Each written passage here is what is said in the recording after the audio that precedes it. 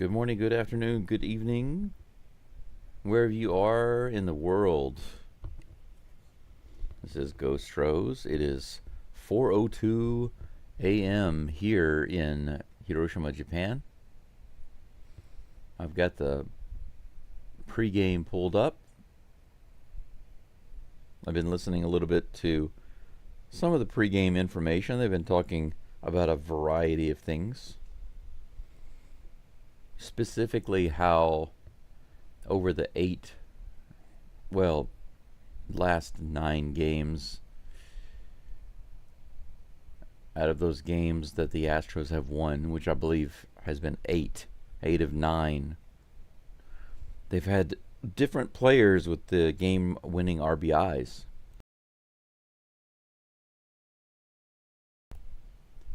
Think about how interesting that is, to have 8 different wins with RBIs being made, game-winning RBIs made by different players. 8 different players and 8 different wins.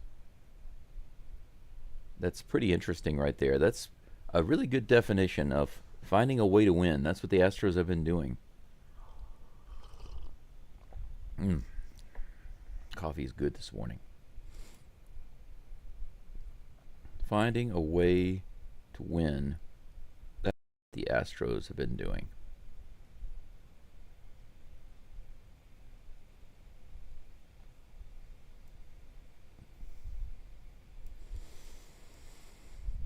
It looks like I lost 1 subscriber this morning, or rather right now in the middle of the night. I got up and I saw that my subscriber count had gotten to 580, which is nice. That means I only need 20 more before the All-Star break to get to 600. But somebody dropped. Sad face. I think I need to change my fan.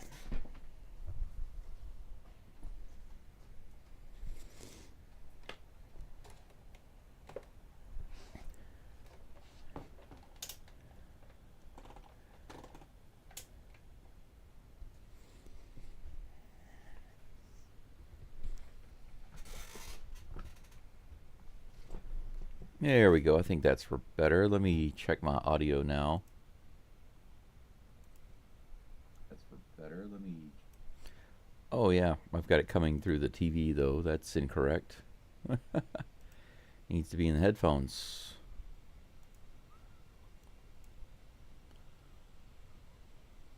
There we go.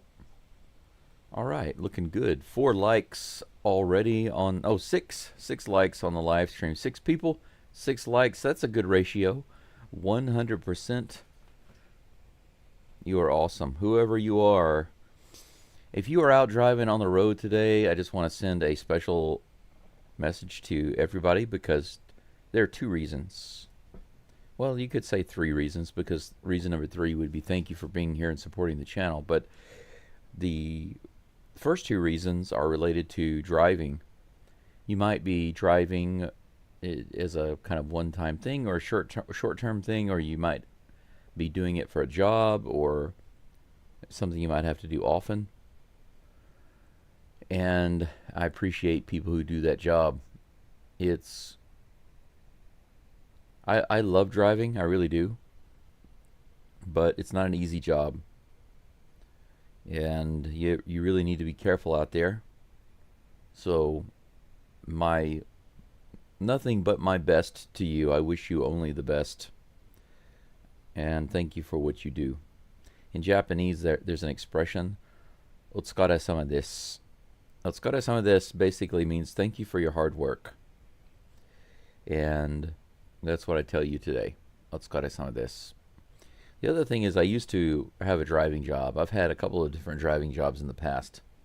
And both of them, I had really long, weird hours, and I was not able to listen to any of the Astros, Rockets, or of course at that time the Oilers didn't exist anymore, but I was not able to listen to any Houston games. I could only listen to the Spurs. It was the only thing that was available to me at the time. So I do hope that you can enjoy the podcast. That's kind of for you. I guess that's what it is if you're just listening while you're driving. I do the live play-by-play, not just reaction to the game. Butterfly, hello, how are you? Yep, it's definitely it's an afternoon game, of course, in the U.S. in Denver. But here, ooh, 4 o'clock in the morning. First pitch supposed to be delivered in just a couple of minutes from Kyle Freeland. I'll be interested to see today if the Astros can once again get a run in the first inning.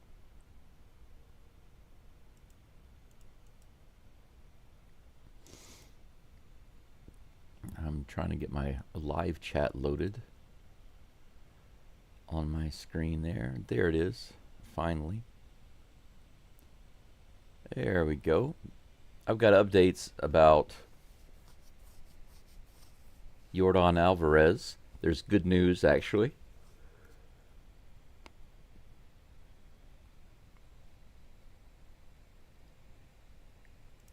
Now, right now, they're talking about Jose Altuve's 2,315 hits. He had a couple of hits yesterday. A couple of singles. One a 2 RBI single. And he passed Jeff Bagwell to be number 2 on the all-time Astros hit list. Congratulations to my hero. But as far as Yordan is concerned, he just has inflammation in his hand. It's sore after swinging. It's sore because there's some inflammation. He went to a specialist.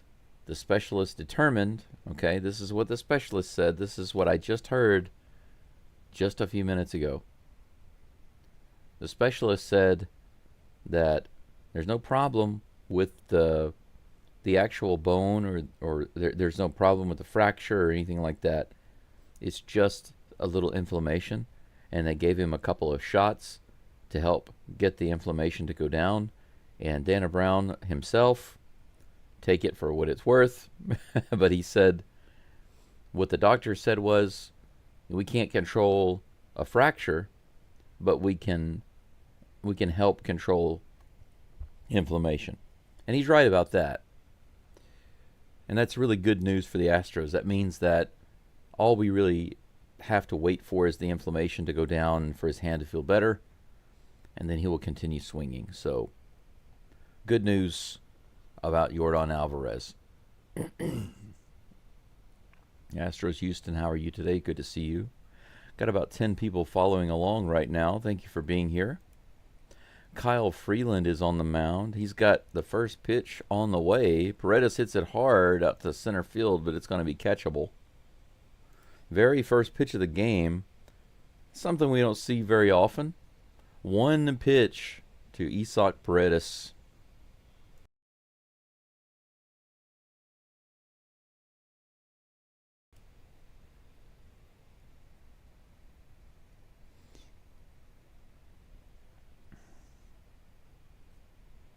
Here comes the first pitch to Jake Myers. Right on the outside there. Could have been a ball, but called strike one. They said that he has the highest batting average off of him on the first pitch in MLB. Batters are batting over 500 going after the first pitch. Jake Myers is down 0-2 right now. One away already with 2 strikes. Jose Altuve on deck. He's the DH today. A little high check swing. They say, did he go? First base umpire says no. No, he did not go. Astros Houston, cheers to you too. Here comes the 1-2. This is grounded to third. Might be a little trouble. He bare hands it. Myers beats it out. Heck yes. Infield hit. Myers easily able to beat that out. He was well past the bag before that ball ever got there. It was a good play, but completely useless. I want to say mudada. Mudada is Japanese for useless. Altuve comes to the plate. Let's work on that Biggio record. He does. He gets a hit on the very first pitch. How about that? 2 singles, back-to-back singles. Altuve goes right after it.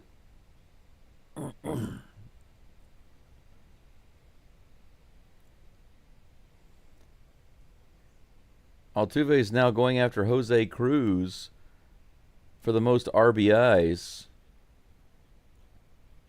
He's moving up the list. 2 runners on with 1 out. At the plate is Cam Smith. Here's the pitch. Oh, that's at the low part of the zone, but strike 1. Astros Houston says, I'm Romania live. Really? That's interesting. I'd love to visit Romania one day. I am in Japan. We're all over the place, aren't we? Here's the pitch. Fouled away, 0-2. 94-mile-per-hour fastball in the bottom of the zone. Astros gambare. Yep, let's go. Astros gambare. But we don't usually use kanji for gambare. Usually just write it with hiragana. Here's the 0-2 pitch to Cam Smith. Yeah, the Japanese that you wrote there is a combination of katakana and kanji and 1 hiragana symbol. Those are 3 writing systems there. But normally we don't write gambare with, well, I say we. Here in Japan, they don't usually write gambare with kanji. Usually just write it with hiragana. Fouled off by Cam Smith.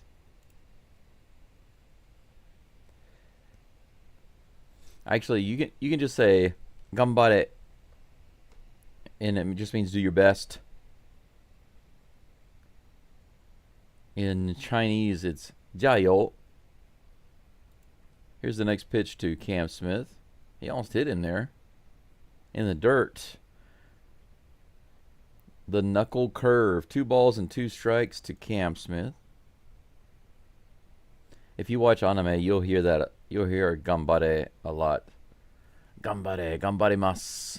Gambarimasu is a little more polite. Gambare is very direct, casual. Here's the pitch. Rockets down the right line. Look at that. It's going to be an extra base hit for Cam Smith. Myers gets around third. Astros do get a run. How about that? Double for Cam Smith. We now have runners on second and third, and 1 run scores. Cam Smith is owning this series in Colorado. Opposite field all the way down the line. And his speed gets him to second easily. Altuve gets over to third, no problem. 1-0. Christian Walker comes to the plate with just 1 out. 3 hits for the Astros in their first 4 batters. That's looking good. Here's the pitch. Low, almost in the dirt, ball 1.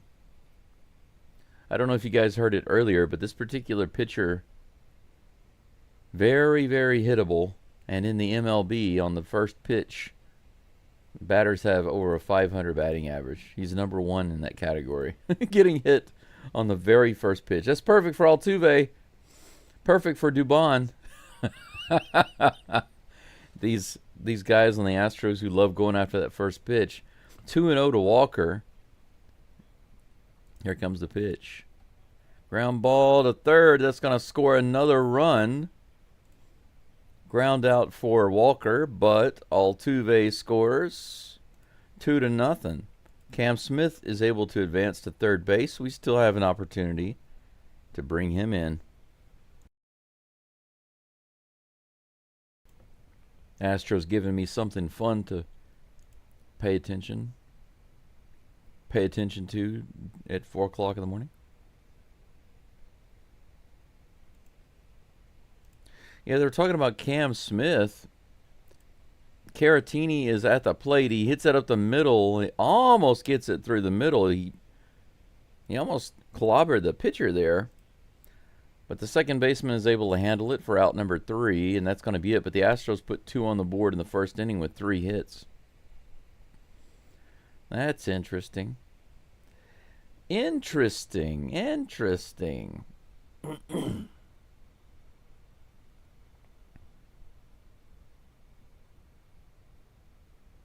Yeah, Butterfly, I figured you're copying, you're pasting, or use the translator. But see, the thing is about the using the translator, Japanese has several writing systems actually. And for words like Astros, of course, the word Astros doesn't exist in Japanese. They have to bring it in from English. So they would write that in what's called katakana. So any foreign words, like my name, for example, would be written in katakana. So Astros would be written in katakana. Kanji are the Chinese characters. They are much more difficult to write.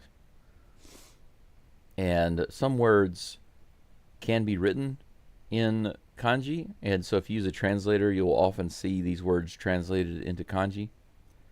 But that doesn't necessarily mean that the Japanese people actually do that. They don't actually always use the kanji. Sometimes it's easier to just use the hiragana or katakana. I'm trying to move my base pads around on the screen. There we go. That's better. It was covering up the outs. I just realized it was covering up the outs. Now it's better. Brandon Walter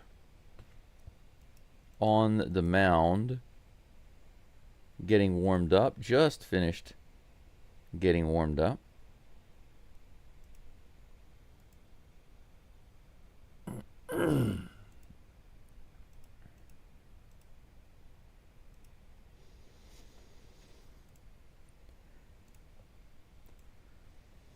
All right, Tyler Freeman is going to be the first batter for the Rockies. Here's the first pitch from Walter.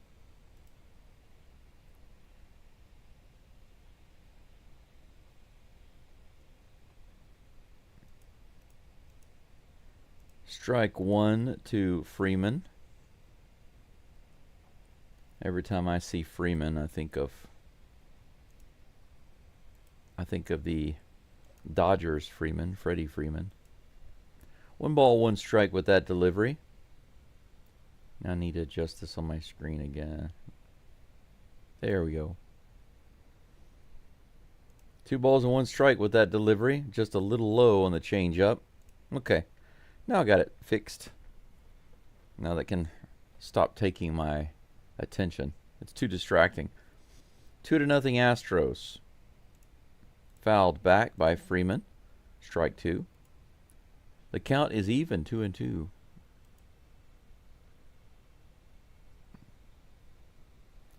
Boo Rangers. Boo Rangers. Where did that come from?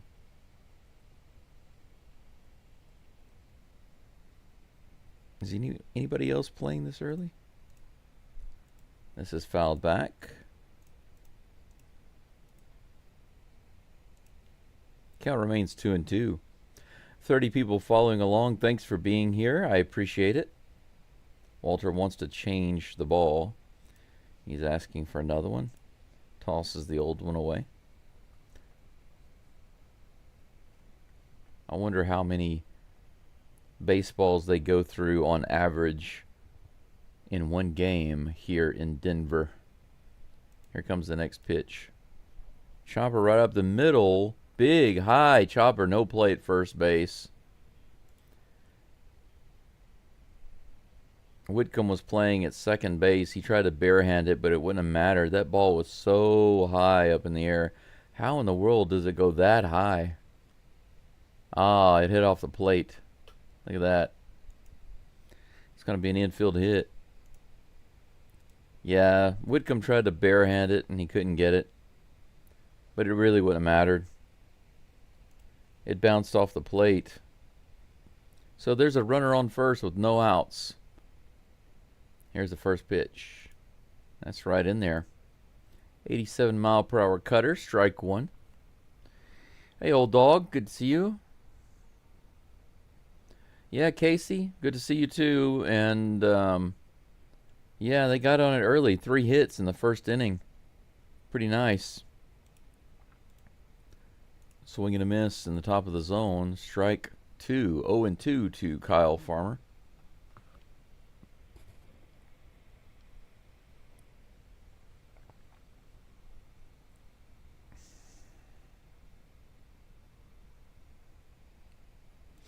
Kyle Farmer at the plate with a runner on first, no outs. Walter goes over to first base on a lazy check.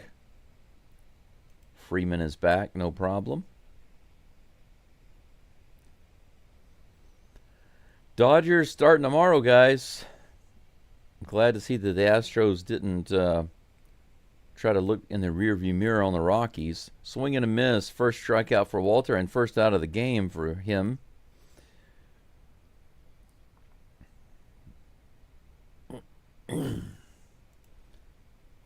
Fastball there. Farmer wasn't expecting it. Got around too late. 1 away. Jordan Beck at the plate.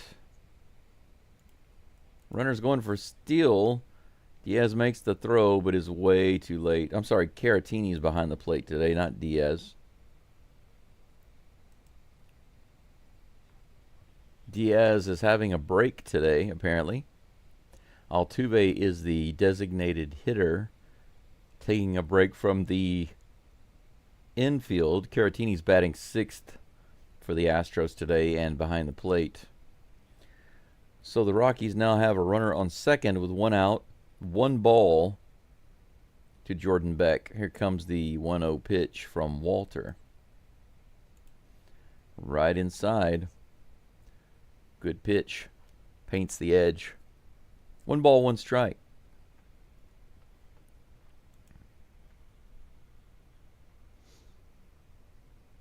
Yep, I think we can beat the Dodgers. We can find a way to beat them.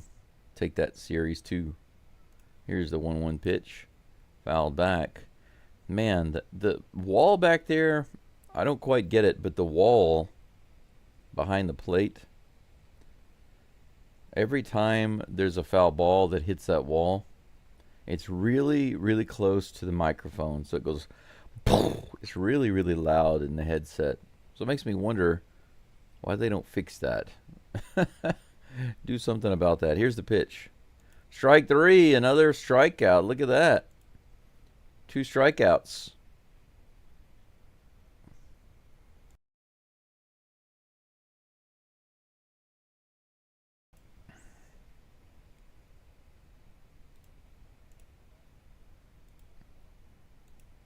Kind of the same thing with Beck that he did to the previous batter. Used a couple of breaking balls and then threw the fastball and got him to whiff. Here's the next pitch to Thairo Estrada. Swing and a miss. Strike 1.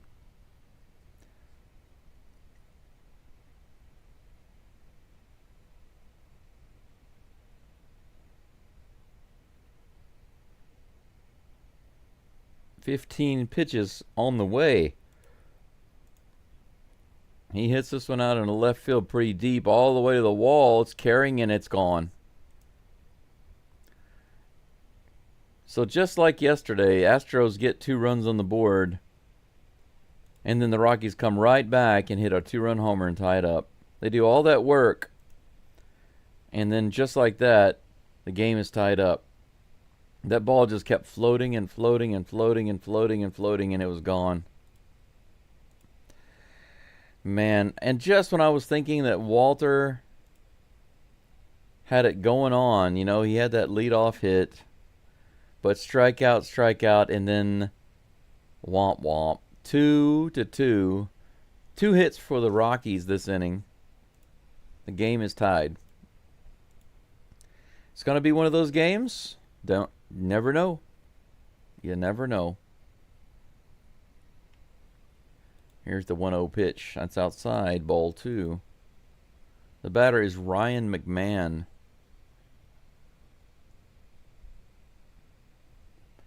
Defense is okay right now. Defense is almost always good. But we can't be giving up home runs. Can't be doing that.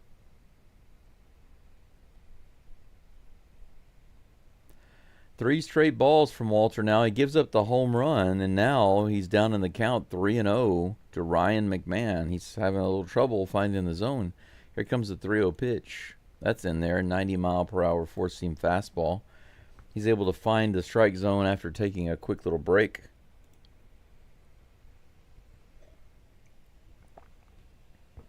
Here comes the next pitch.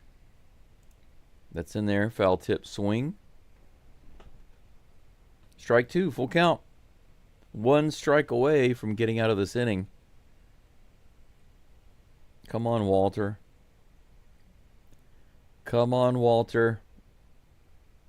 Here comes the 3-2 pitch, his 21st of the inning. Fouled back. There's that loud microphone sound again. Boom.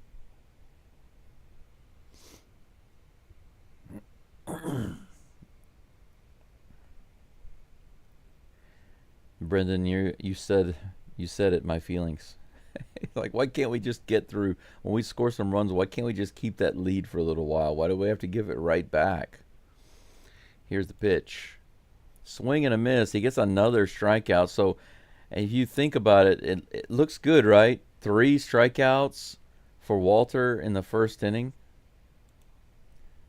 But he gives up a single and a home run. Now, the single was not too big of a deal. It bounced off the plate. It went way up in the air. And by the time it came down, even if Whitcomb had caught it, he tried to grab it with his hand and throw it to first, but even if he'd been able to do that, it wouldn't have mattered. The runner was already on first base. So, infield hit, whatever. And then strikeout. So it was looking okay. And then home run. Are you kidding me? So 3 hits for the Astros, 2 hits for the Rockies in the first inning. And the game is tied at 2.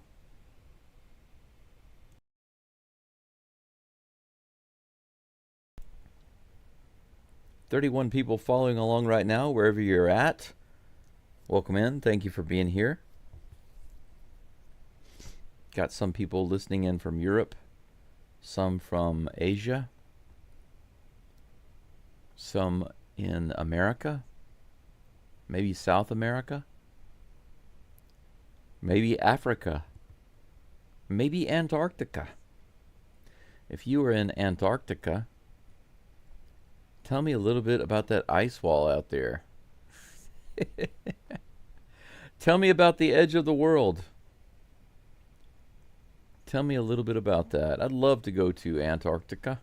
I don't know about you guys. Some people say, "Oh, it's just a bunch of ice and snow out there. I don't want to go out there. There's nothing to look at out there." I disagree.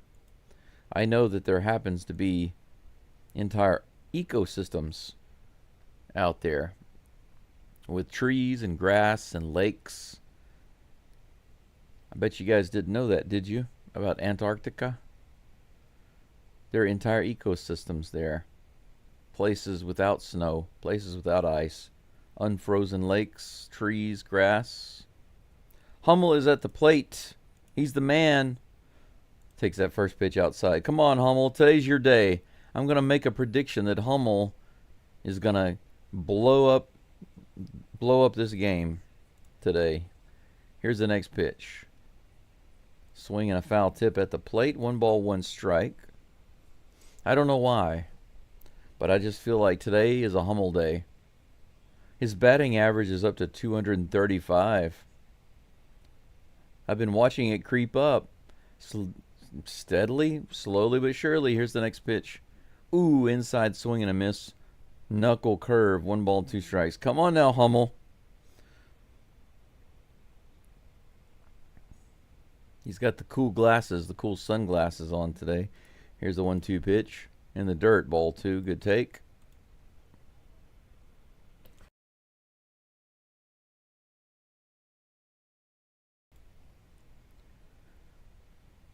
Yeah, I mean, we've been beating them, but not soundly. But we should be. Here's the next pitch. Low, below the zone. Full count.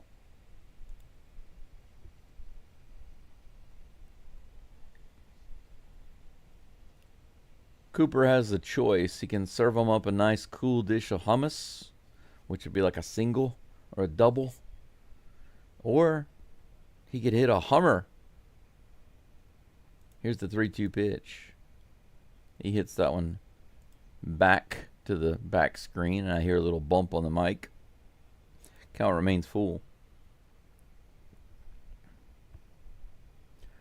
Come on, Koopa. Koopa. Here's the pitch. A little outside, ball 1. All right. I mean, ball 1. Ball 4. If it's a full count and you get ball 1, I think that would be a little confusing for everybody. Hummel gets the walk. We have a leadoff runner. Good start. Not a hit. But a leadoff walk is just fine by me. Good job, Hummel. Shea Whitcomb at the plate. He had his first home run yesterday in the MLB. First Major League homer ever. But he's still just batting 77. 1 ball and no strikes. The 1-0 pitch on the way. This one's popped foul and out of play. 1-1.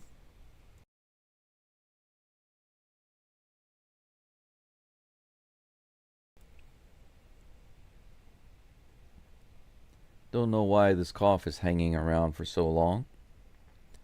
1 ball, 1 strike. No outs.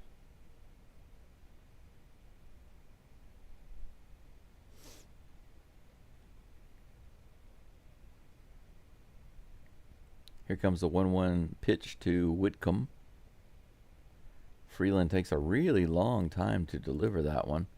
It's outside for ball 2. 2-1.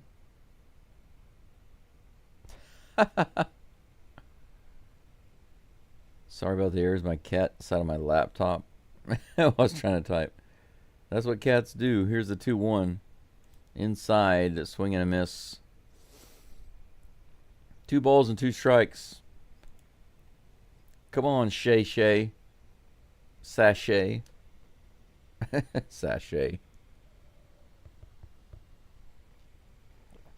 Man, they've got some interesting looking seats in center field in this ballpark. 2 balls and 2 strikes. Hummel on first. He hits this one out to right field all the way out to the warning track. Taken in and brought in by the right fielder. Hummel has to go back to first base. That's out number 1.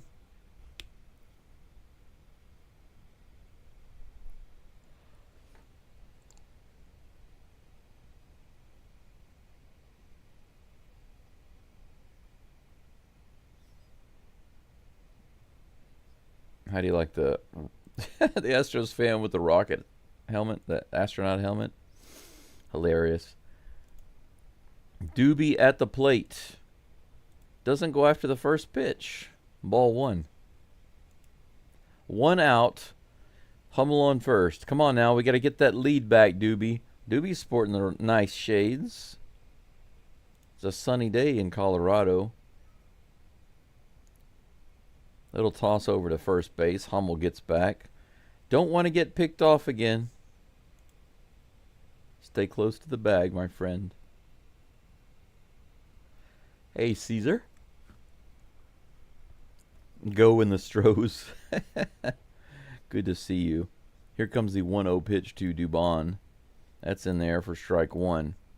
94 miles an hour on that fastball.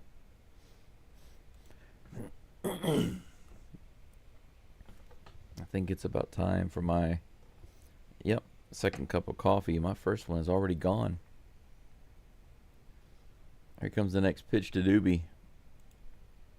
The 1-1 is a little low. Good take.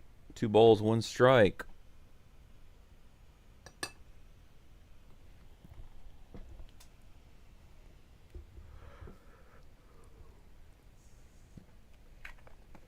Here's the next pitch. This is hit high on the infield. First baseman moves over to grab it at the last moment. He almost botched it.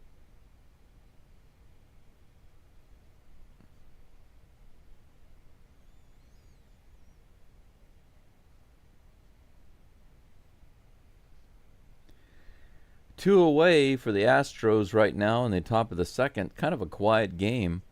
32 pitches for Freeland. He's now facing the top of the batting order. Isaac Paredes takes the first one in there for strike one.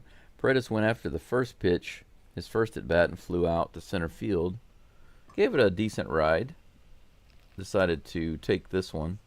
Go back to typical, traditional Paredes. Here comes the 0-1 pitch. Ooh, looked like he was going to pull the trigger on that one, but he held up. I don't know why. It was right in the top of the zone for strike two. 0-2 to Isaac the ball. I'd like to see him Isaac it right now. Get back that 2-run lead. 40 people following along and 22 likes. Do take the moment to like the live stream if you don't mind. Here comes the 0-2 pitch to Paredes. He fouls it off. Low and inside. That was a not so good pitch. Or maybe for the pitcher it was a good pitch. Not a good pitch to be swinging at. Yeah, you can see the stands out there in center field. Way out there. I wonder if anybody can hit it that far. 0-2 pitch to Paredes. On the way. Fouled off. Hummel was stealing on that play. He's going to have to go back to first base. That was his first attempted steal of the year. And Paredes botched it with a foul ball.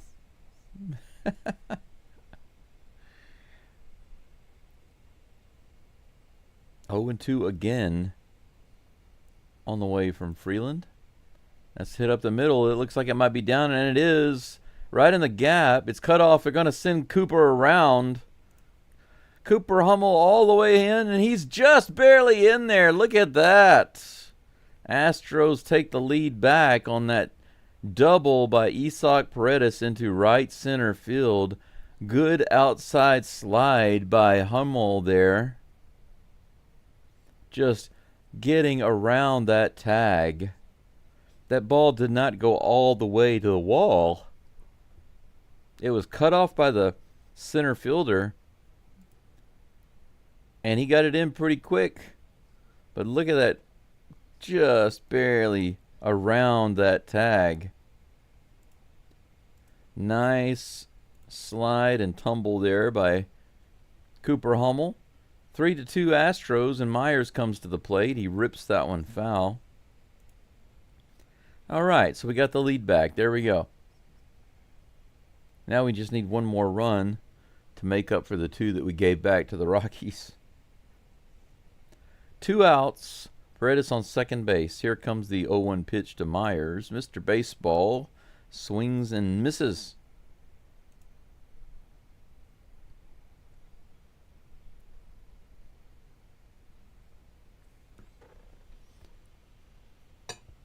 Oh and 2 is the count. Myers takes a little timeout to have a little slow-mo swing.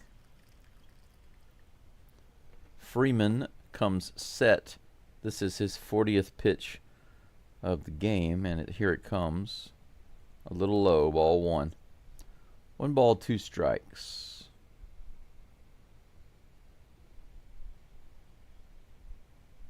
Four hits for the Astros and 3 runs on the board.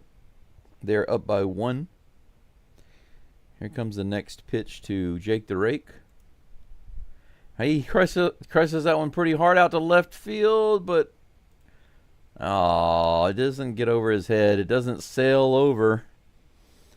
I was hoping it would be one of those balls that just kept floating and floating and floating, but left fielder puts it away. But thankfully, Paredes knocks in a run for the Astros on a nice double. And the STROS retake the lead 3-2. Yeah, it was almost there. It's hard to tell when you see the players hit the ball in this park. They hit it and it looks like a light hit, but it just keeps going and going and going, and before you know it, it's gone. And then the next time they hit it, it looks like they hit it pretty hard, and you're expecting it to keep going and going and going, but it just doesn't. It's very strange. It's a strange ballpark. I would love the opportunity to play in a ballpark like that.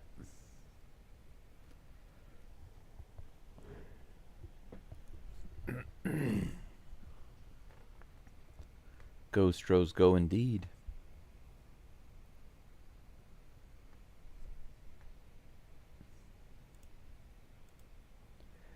We're going into the bottom of the second. Brandon Walter will be back up on the mound in just a moment.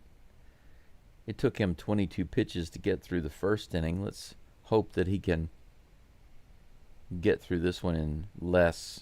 I'd like to see him leave this inning with 30 or less pitches in total.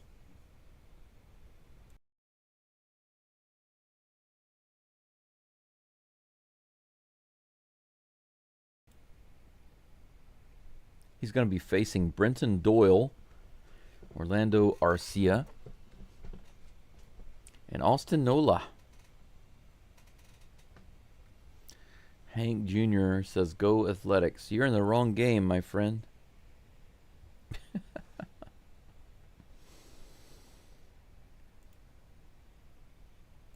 Here's the pitch.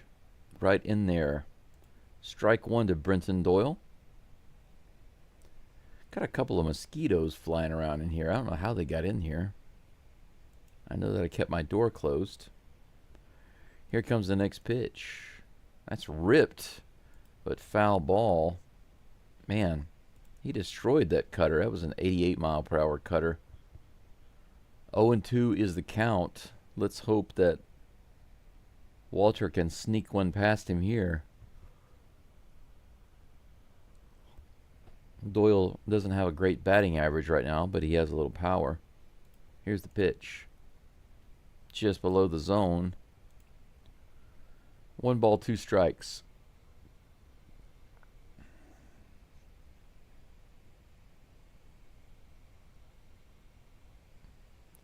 Here's the pitch. This is hit foul out into the first base side of the field. Count remains 1-2.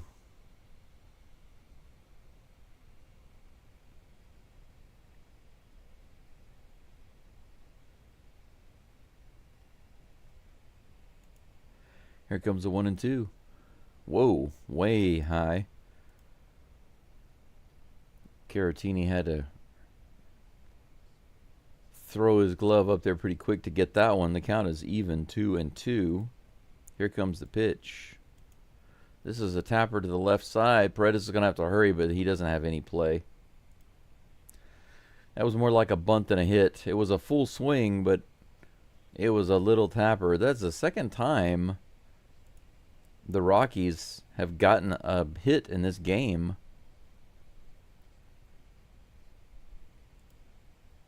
Just by tapping the ball on the infield.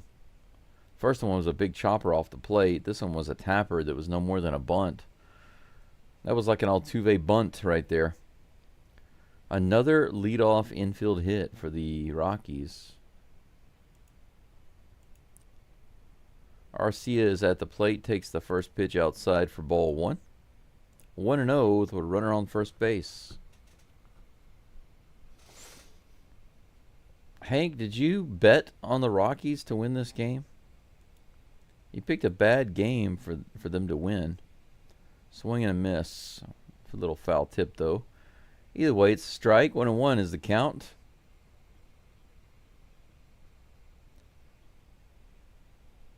There's like a 65% chance for the Astros to win this game. Maybe right now, since they're up by 1, it's even higher than that. Don't know. Fouled back. Strike 2. 1 ball and 2 strikes to Orlando Arcia. Hey, Coco. Hey, bro, let's get a win. I agree. Let's get a sweep.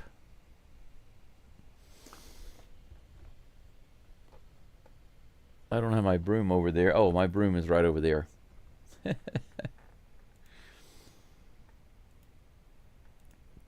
Garcia's back in the box. Here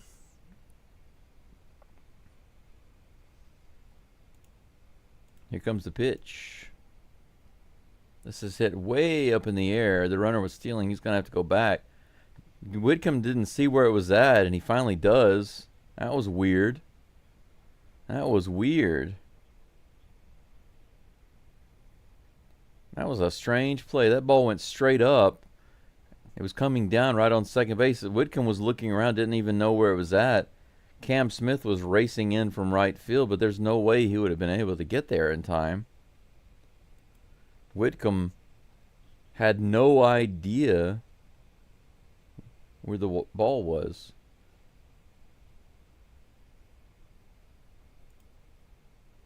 Next pitch is on the way to Austin Nola. He fouls it back for strike one. Man. Yeah, they seem to think that Whitcomb was trying to fool the guy, the runner on first. But he also made his teammates think that he didn't know where the ball was.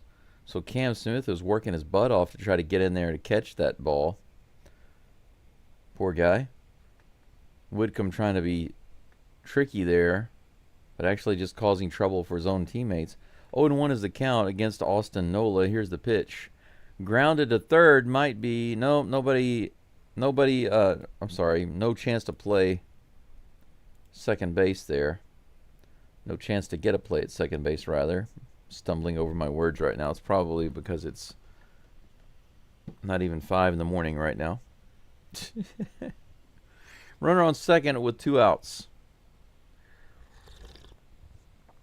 Paredes gets to play at first base. And that brings up Ryan Ritter. Here's the pitch. In the dirt inside. Good stop by Caratini. No, Butterfly, I don't think the sun was in his eyes. At first I thought it was because it looked like he didn't know where the ball was. But then it became apparent that he was playing around, trying to make it look like he didn't know where the ball was so he could lure the runner off first base. But in the process, he made his teammates think that he didn't know where the ball was.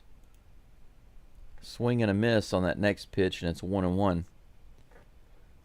The unfortunate thing about that is that it caused Cam Smith to run his butt off to try to get in there to get that ball.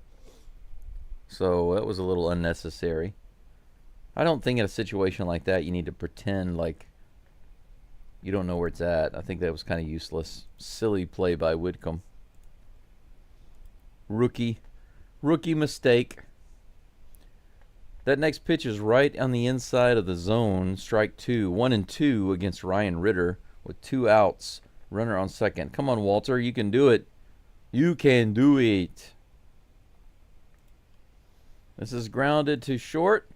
Dubon fires over to first, and he makes the play for out number 3. All right. This is the first goose egg on the scoreboard.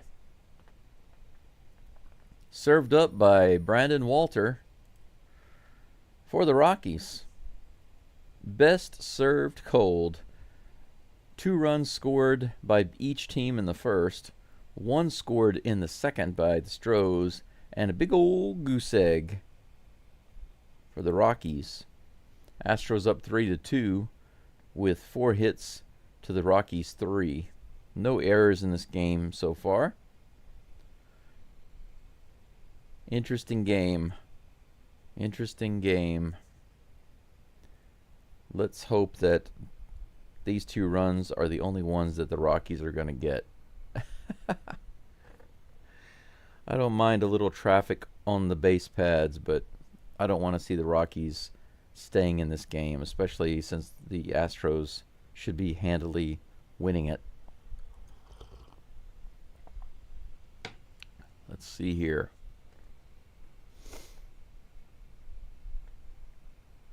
Roxy says, go Boston Red Sox and Patriots. What's good, STROS fan? Even though y'all gotten lots of wins, how's it going? It's going really well. Despite all of the fans from the beginning of the season saying the sky is falling, I held my ground on that through this entire time. I decided this year I'm not going to have my same attitude as I did last year. There's my hero on the board right there. Jose Altuve.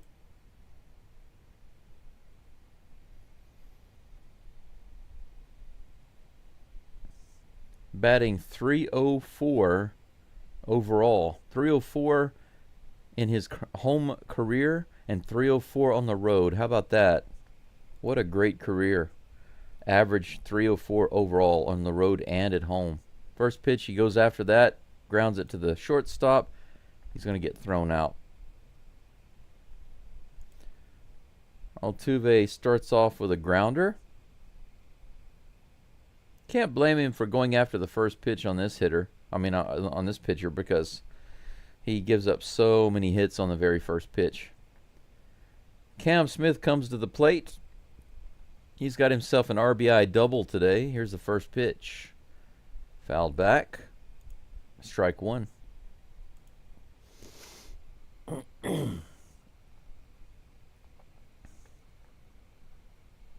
Yeah, see, I did pick up a couple of new subscribers. That's great. Just 19 away from 600. Cam Smith to right field. There's another hit. He's got himself a nice opposite field single. Cam Smith. Somebody have a fire extinguisher? Well, don't put him out. He's on fire. A double and a single for Cam Smith today.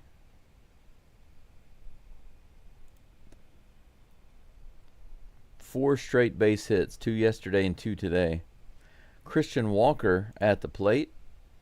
He hits this one pretty hard, but it's going to be playable into center field.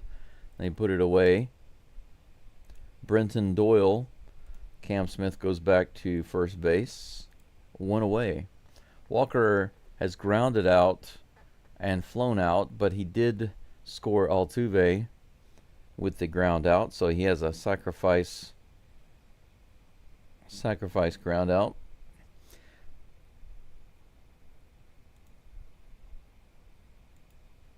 Hey, well, I don't know what happened there, but the ball gets away on the throw over to the first base.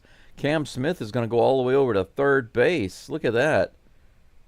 Pitcher went to first base on a pickoff move, and that ball went out all the way to the wall and kept going into right field. Look at this. Terrible throw. Pitcher kicking the mound. Left-handed pitcher, so he tried to do a quick throw over to first base, and he completely missed the first baseman, and it went way out into right. We have a runner on third now with 2 outs. Come on, Caratini. Swing and a miss there.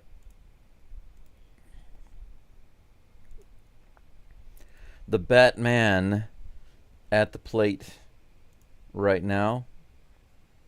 0-1. For those of you who didn't see it, you can go check out on my channel. I did post a short clip of Caratini's left-handed grand slam the other day. Let's see if he can do something here to drive in Cam Smith. High and outside, ball 1. 1-1.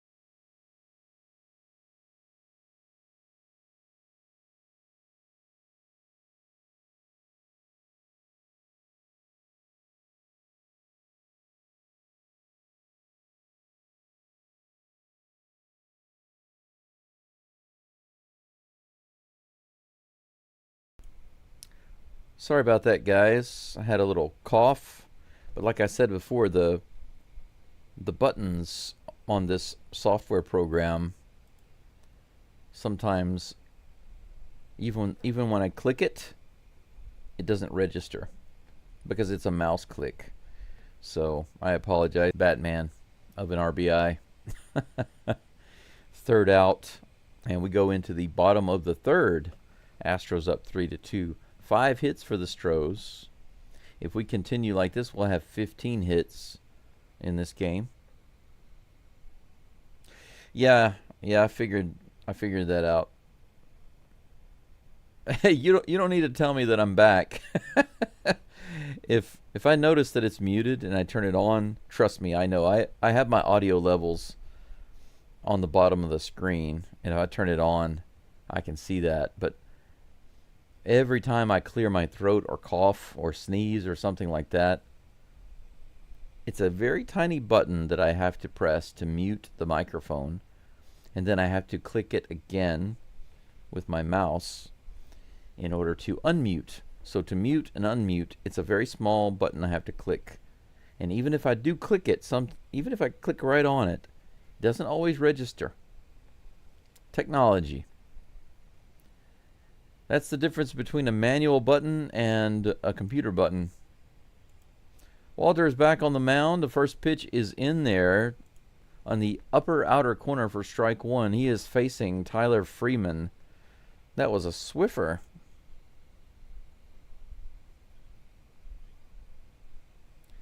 Here's the pitch. Outside. Ball 1-1-1.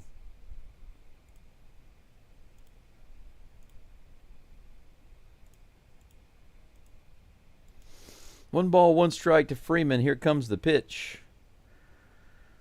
After a long delay, inside, ball 2.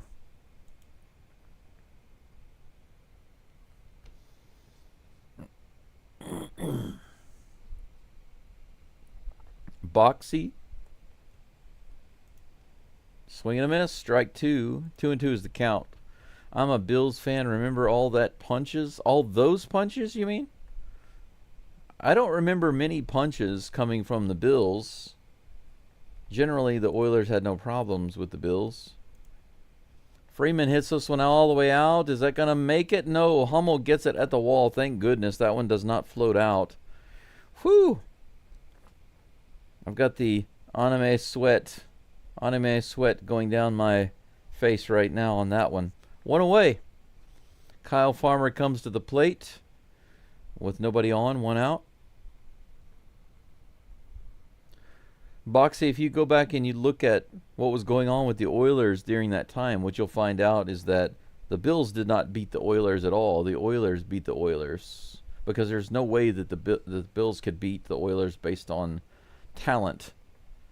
The Oilers were the best, and they should have gone to the Super Bowl and won.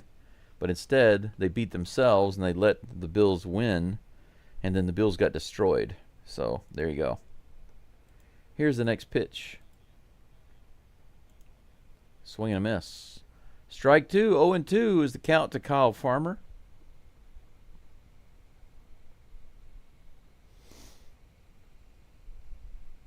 The Blue Sox with a touch of orange. The Navy Blue Sox. The Houston Navy Blue Sox with a touch of orange. Wouldn't it be funny if they actually named teams like that?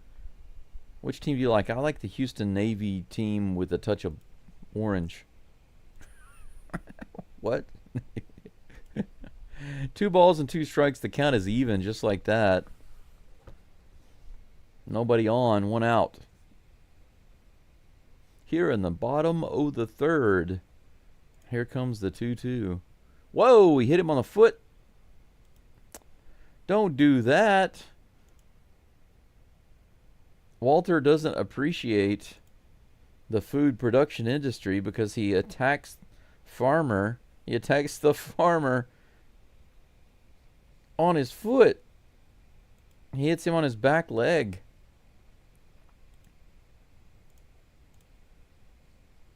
Ow. Don't hit the farmer. Let him do his job. We need that corn. We need that rice. So we have a runner on first with 1 out. Right in the bottom of the zone on that one. Strike 1.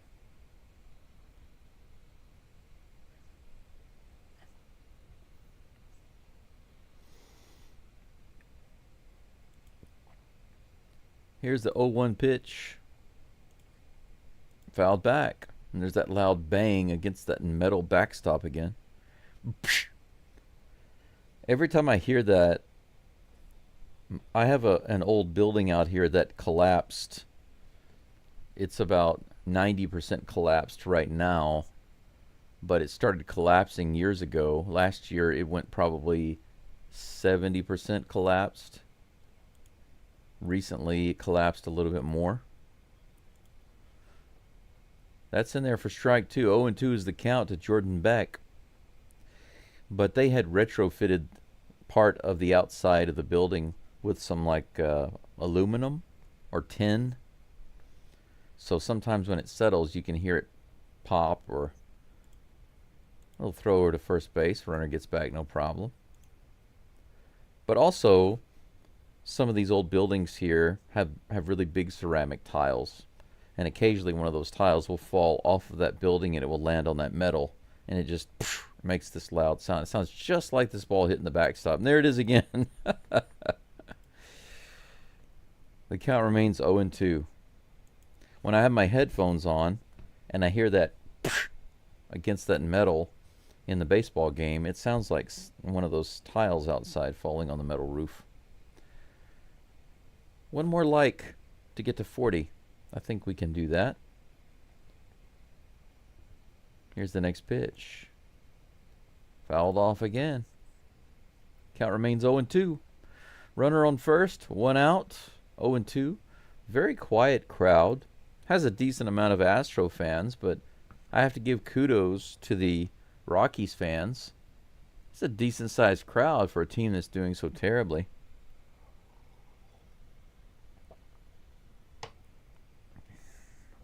Here comes the next pitch. Way high.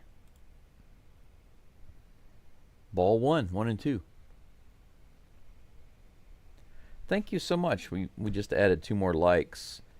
Wow. Also, a few more subscribers. Thank you so much. 16 more to go to get to my 600 target before the All-Star break. Fouled off again. 1 ball, 2 strikes. For those of you who didn't notice it on the screen, check it out. Just 16 more to go to get to 1600. No, 1600. I wish. 16 more to go to get to 600. Trying to get there before the All-Star break. Thank you so much for the last 5 subs. Here's the next pitch. This is hit hard to left field. That's going to be down. A double. Hummel cuts it off. I think they're going to stop the runner at third. But that's a double.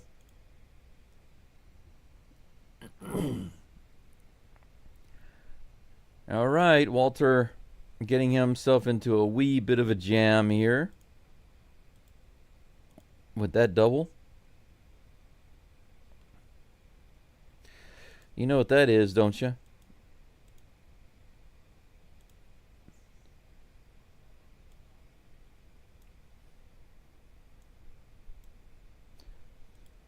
That is a Gordon old-timey jam. We've got runners on second and third, and that's what we call a Gordon old-timey jam. Walter and Caratini had a little meeting on the mound. They just broke it up.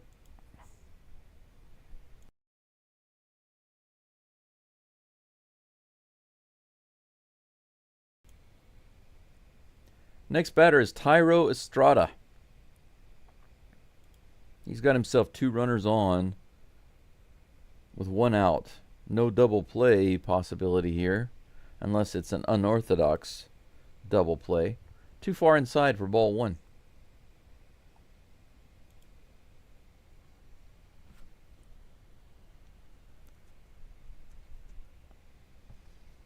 Here comes the 1-0 pitch. Fouls this one off. 1 ball, 1 strike.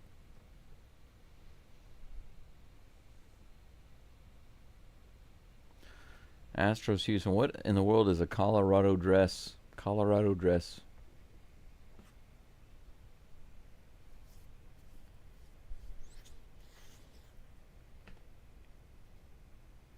Here comes the next pitch.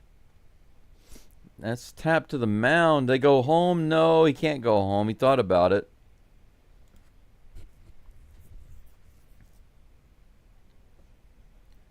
Walter started to come home, but the runner looked like he was going to make it, so Walter decided to go to first to get the out. Runner from third scores.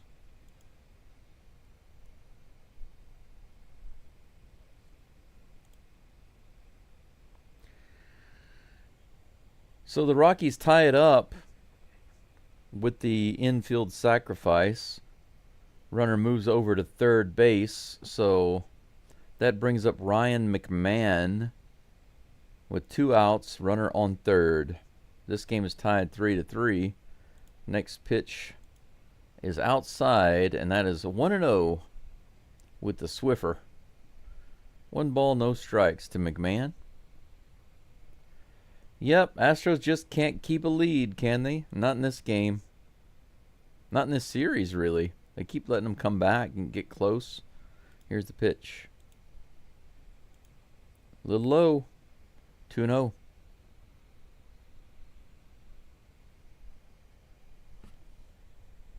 Not all of our pitchers suck in Colorado.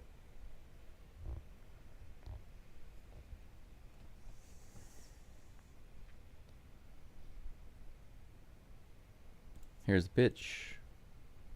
Swing and a miss. 91 mile per hour fastball. Up and in. 1 strike. 2 balls. 2 outs. Runner on third. Here is the pitch to McMahon. That's right in there.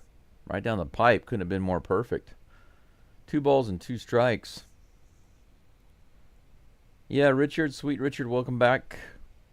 World Series preview coming up with the Dodgers. Yep.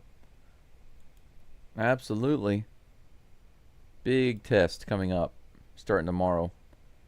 Smacked at the plate. Can you believe that? McMahon hits that ball less than 2 feet away from the plate. Caratini grabs it, picks it up, fires to first base for out number 3.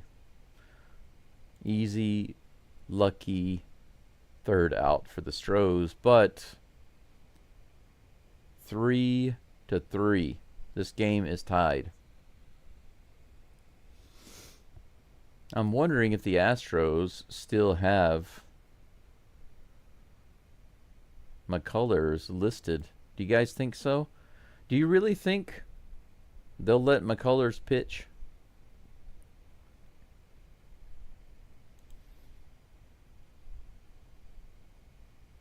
Let's see.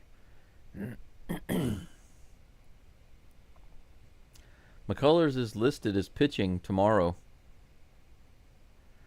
And these game times, I really don't understand these game times in LA. Every game is at a different start time. The first game is really late. The second game is a little earlier, 2 hours earlier. And then the third game is 5 hours earlier. I don't understand. I haven't seen this with any other series. It's got to be the Dodgers. It's got to be the Dodgers. California is messed up, especially Los Angeles.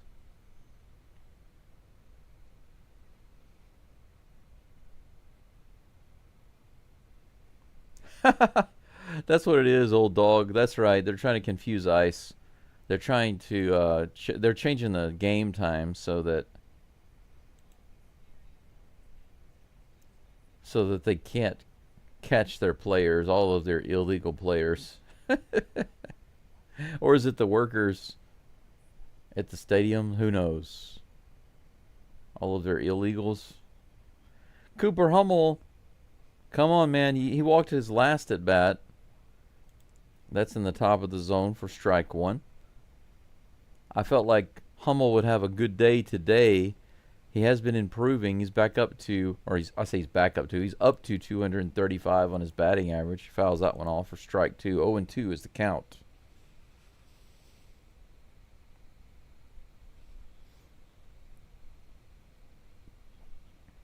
John says, well, at least it's kind of exciting. We all need the wins so we can get, though. Lance won't last 2 innings. Fouled at the plate.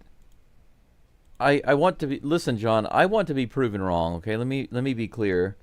I want to be proven wrong, but I'm predicting that McCullers, if he pitches, he won't make it past 3 innings. That's just my feeling. Here's the pitch, way outside. Ball 1 to Hummel. 1-2 is the count. I really want to believe in McCullers, but right now I think that he should be not in the starting rotation, and yet he is against the Dodgers. Hummel strikes out by taking that pitch in the low part of the zone, unfortunately. So Hummel has walked and struck out today.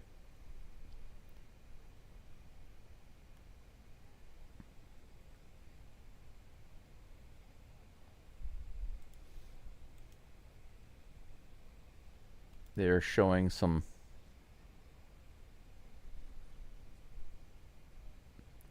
that monster blast by Whitcomb. 451. Shea Whitcomb's home run yesterday. He's at the plate right now with 1 out, nobody on. Bottom of the zone, swing and a miss. Strike 1. John says, if he goes 3 innings, I'll buy you a coffee. Thank you. I appreciate that. Here comes the pitch. Grounded to third.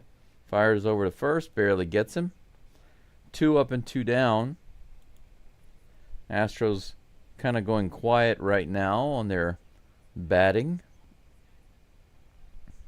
3-3. Tied up with the Rockies. In the top of the 4th. 2 outs. Mauricio Dubon batting 9th. Comes up to the plate. Here's the pitch. Right on that outside edge. Strike 1. Lance in LA's must-see TV no matter what happens. Yeah, and you can bet that those fans are thinking that they're going to blow him up. And they're likely right. Likely right. With the way he's struggling right now, I just don't understand it. 1-1 to Dubon. Here's the pitch. He hits that one right side. Diving catch by the second baseman. He throws it way to the left of the first baseman. Man. Estrada made a good catch, and he had time to get the throw there, but he completely missed.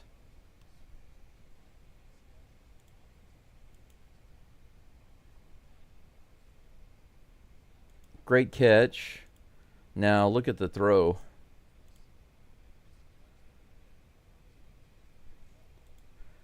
I think that's on the first baseman. It was not a great throw, but I think that's on the first baseman.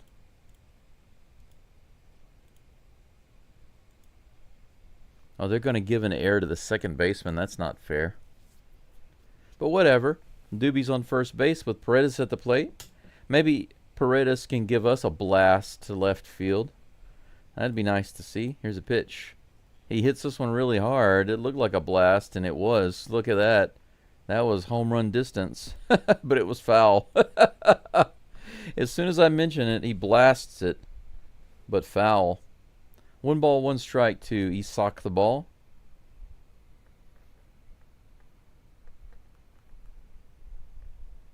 Here comes the 1-1 pitch from Freeland.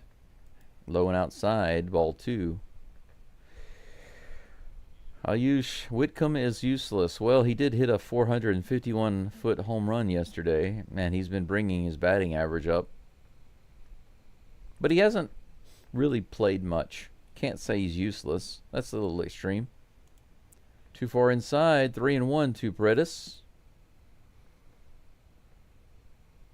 Hey, I want...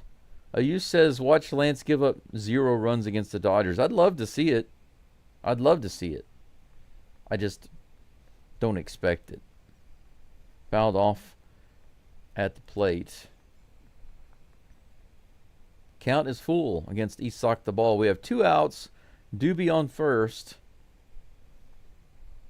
Isak the ball, Paredes at the plate. He's already hit 1 home run distance.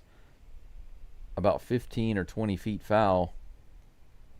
Let's see if he can crush one right here. That'd be nice. He takes a little break.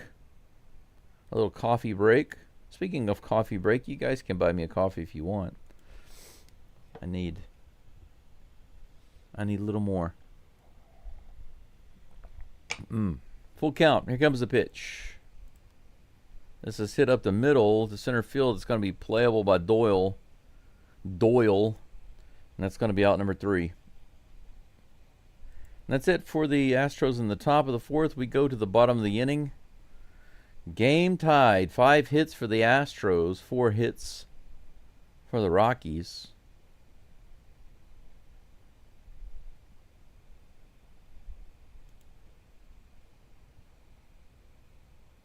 $71 people following the game right now. Thanks for being here. Take a moment to like the live stream if you have not done so. Currently, the game is tied 3-3. Brandon Walter has given up a 2-run homer plus a sacrifice infield ground out to the Rockies. The Astros have whittled away their 3 runs, 1 at a time.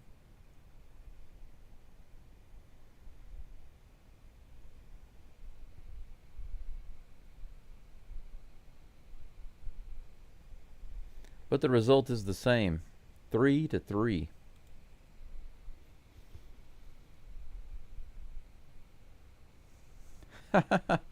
Old Dog says that the Astros should play the Dodgers in their road uniform with the ice logos. That would be funny.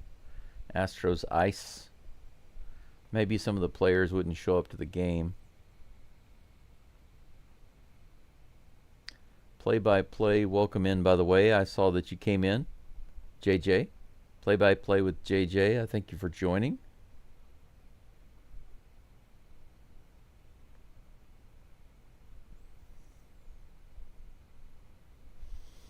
Ayush says, I thought today would be a blowout, but doesn't look like it. I think your emotions changed really fast. I know I've told you that before, Ayush, but your emotions change with the wind. If it blows south, your emotions change. If it blows north, your emotions change. You change your feelings very quickly. Too quickly. I think it's better for you to just center yourself. Pick an emotion that you want to feel. Pick a belief that you want to feel.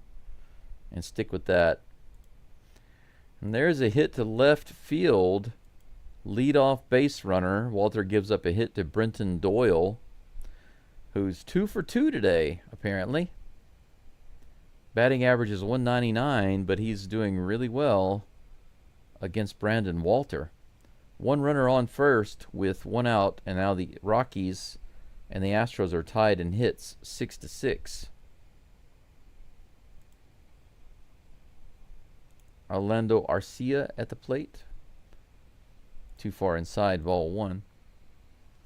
But yeah, what I was saying is that the Astros still could blow them out. You can't say that they're not going to blow them out because it's still early in the game. It's only the bottom of the 4th. Astros could still blow them out. You never know what's going to happen. Here's the pitch. Grounded through the hole on the left side. Another single. That's 2 hits to the left side for the Rockies. Now they lead the Astros in hits, it looks like.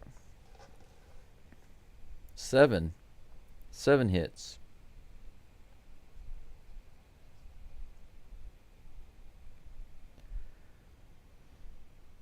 Brenton Doyle and Orlando Arcia. Single to the left side. That brings to the plate Austin Nola who grounded out. This reminds me of the old triple play. I keep waiting to see a triple play live. I haven't seen one yet. It sure would be nice to see one here. He's bunting. He gets it down. Paredes goes to first base. It's the only play. Runners go to second and third. One away. No triple play. Not in this inning. And the double play is off the board.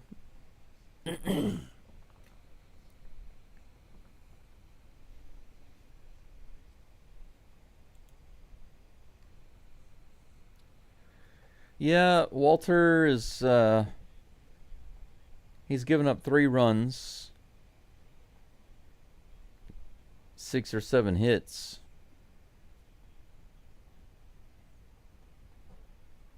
Ryan Ritter comes to the plate. He grounded out his last at bat.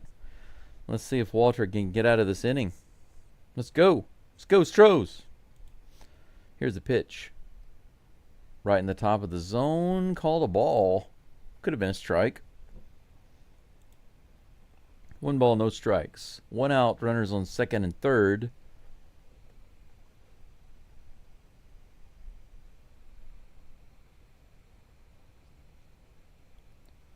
Here's the pitch. That's going to score a run. It's hit into left field, maybe 2 runs. Yep, it's going to score 2. Single to left field scores 2 runs. Now the Rockies are up 5-3.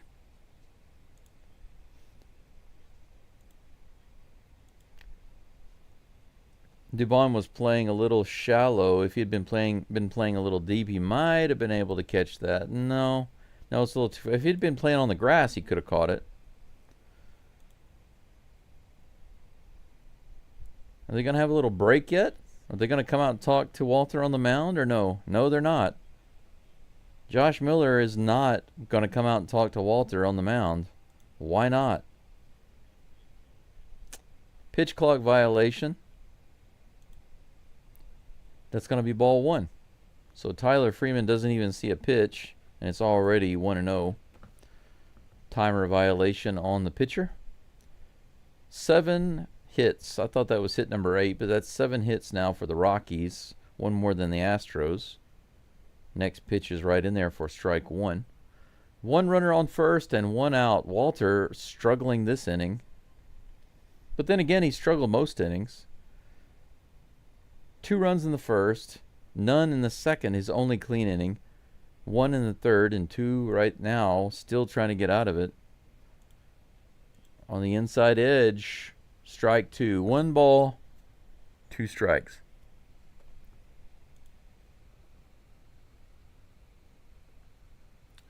Yeah, but, you know, this is baseball, guys. It doesn't matter how bad the Rockies are. They can still win. And Walter isn't an ace, you know. He's got a 4.36 ERA. He's a backup guy that we brought in this year. If you look at the overall situation, there's really nothing to complain about. It's baseball. This is fouled off. Count remains 1-2. It's not a big deal. Game is still under control. It's like being down 2-0. If we're down 2-0 in the 4th inning, it's not a big deal. Caesar says, enjoy your coffee. Well, right now, it's not very delicious. It's a second cup, diluted and lukewarm. Way outside. Ball 2, the count is even. By the way, I did get a, speaking of coffee, I did get a donation. I just wanted to say thank you to the subscriber who donated for my coffee fund. The pitch is way outside again. Full count, 3-2. 75 pitches now for Mr. Brandon Walter. Of course, Ayush, because you only see the negative side. You don't believe that they can do anything that's good.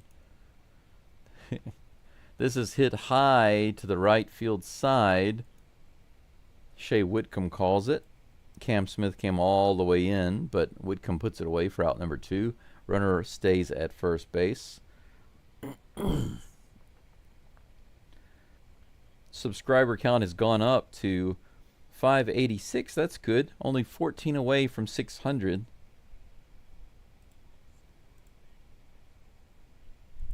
The All-Star goal, getting to 600 before the All-Star break. It might have. I think it's going to happen before the Dodgers series is over.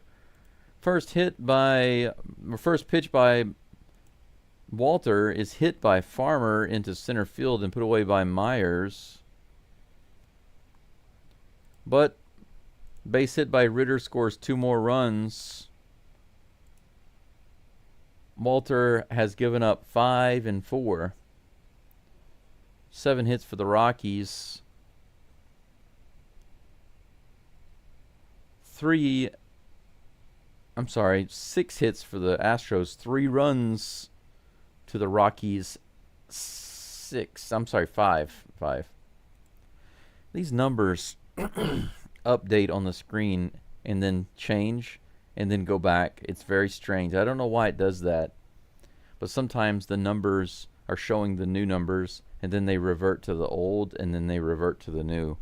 So as I'm glancing up on the screen, they're just changing randomly. It does the same thing with the pitcher and the batters coming up. Like right now it says Jake Myers is due up, followed by Altuve and Cam Smith. But sometimes that will change. I don't know why. It's just the way it works. Technology. I think I'm going to run and grab some more water and put it on to boil. I'll be right back, guys. We're going into the top of the 5th. Myers will be up in just a moment. Go, Astros.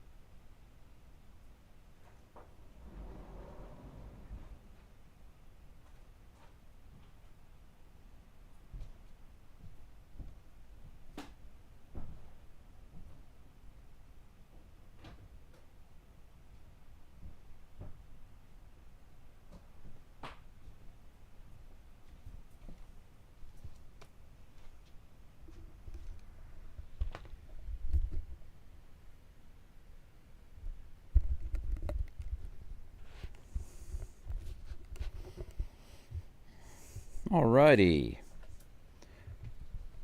Fresh, hot well water on the way. Altuve at the plate. First pitch he takes. That's the first pitch that he has taken this game. He is 1 for 2 with an infield hit.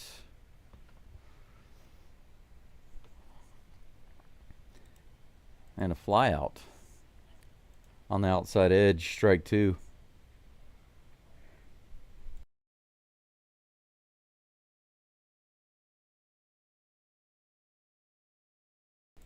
"69 pitches for Freeland." Here comes the 70th. 0-2 the count versus Altuve. A little outside for ball 1.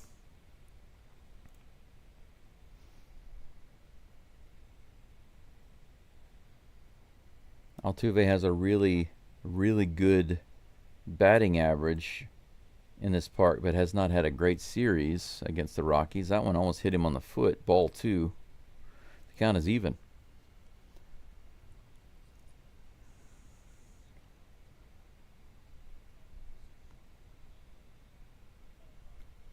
Ayush, think about what you're saying.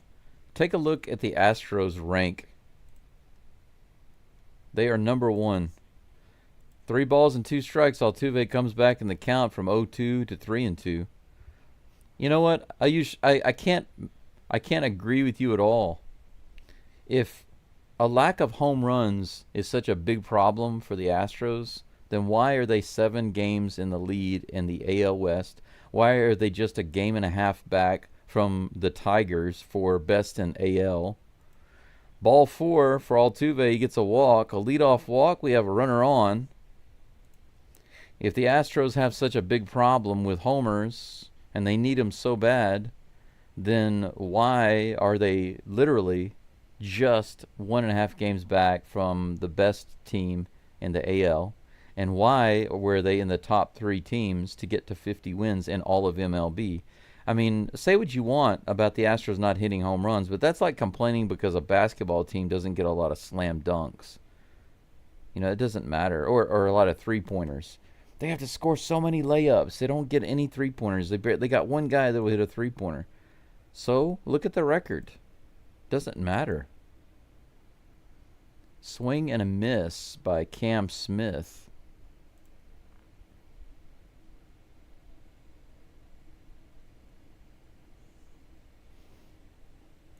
Well, be thankful for their pitching. Of course, they have good pitching. But they managed to find ways to win the game. Cam Smith does a check swing there, but they say he went a little too far. 1 ball, 2 strikes. One of these days, I really hope to see you. I hope to see the Astros doing something that's not so good, and for you to come into the comment section and say something positive. If you ever say, it's okay, I know that this is, just a part of the game, and, it's a little quirk. If you say that, I will fall out of my chair. Here's a pitch. Ground ball, foul down the third baseline. That was almost an extra base hit there. Bounced just foul. 1 ball, 2 strikes.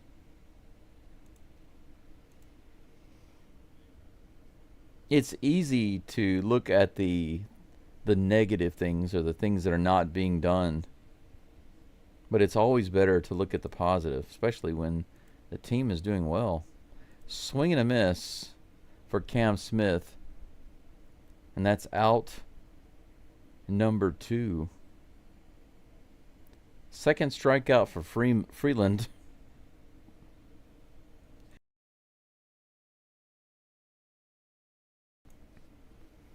Christian Walker comes to the plate. Altuve on first base waiting for somebody to drive him in. Can Walker do it? He hits this one out into right field all the way to the wall, to the track, and barely caught at the wall by the right fielder. Once again, just inches away. How many times have the Astros done that in this series? Drive the ball all the way out to the wall within just a couple feet of either hitting the wall or going out.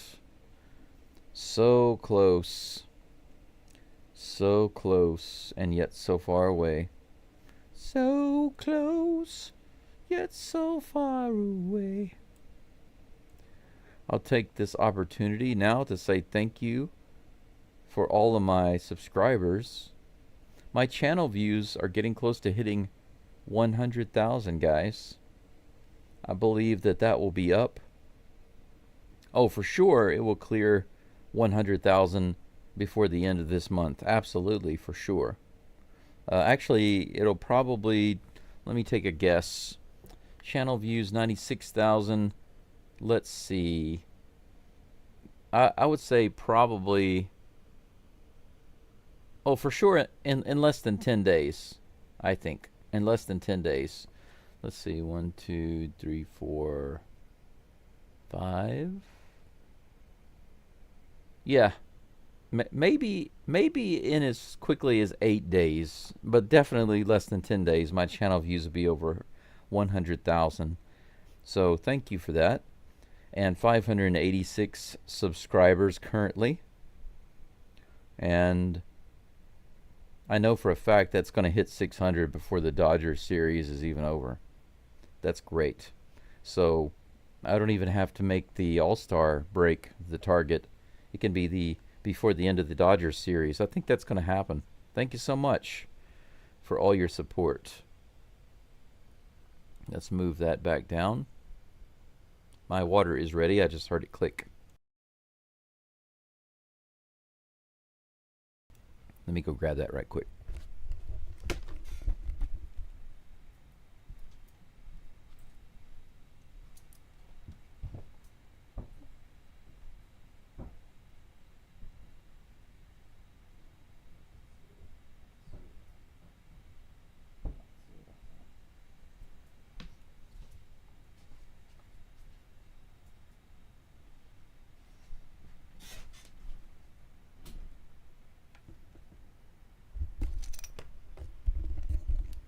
Just missed a really good play on the very first batter, Jordan Beck. Second pitch, Jordan Beck hit it down the third base side. Paredes fired it over to first. Estrada is at the plate, takes that first pitch on the inside for ball one. But Paredes made the throw over to first base. Walker had to come off to grab it, but was able to put the tag on Beck for the out, so it's one away. Hit foul by Estrada.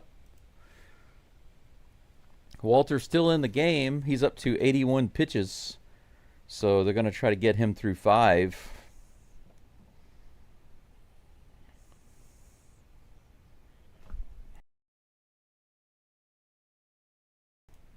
Here comes a 1-1 pitch. And that's grounded right up the middle. Another hit. That's hit number 8 for the Rockies. A 1-out base runner. The singles continue.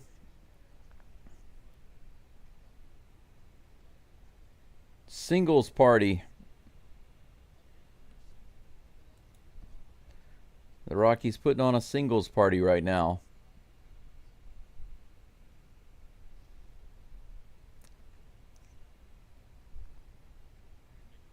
Estrada having an amazing game right now. Ryan McMahon at the plate takes the first pitch outside for ball 1.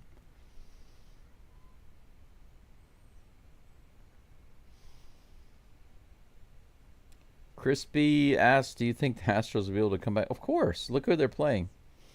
But it doesn't matter. Even if they are playing the Dodgers or the Tigers or whoever, it doesn't matter. It's baseball. Of course they can come back and win. They're only down by 2 runs. Being down by 2 is not a big deal. It doesn't matter who you're playing. Now, if you're the Rockies and you're playing a really good team, then coming back when you're down by 2 should be more difficult because you're not as good. But in a situation like this, it actually should be much easier. It should be much easier for the Astros to come back and win. But that being said, anything can happen. 2 balls and 1 strike to Ryan McMahon with a runner on first, 1 away. Here's the pitch. Walter puts that one in there for strike 2, and that evens the count.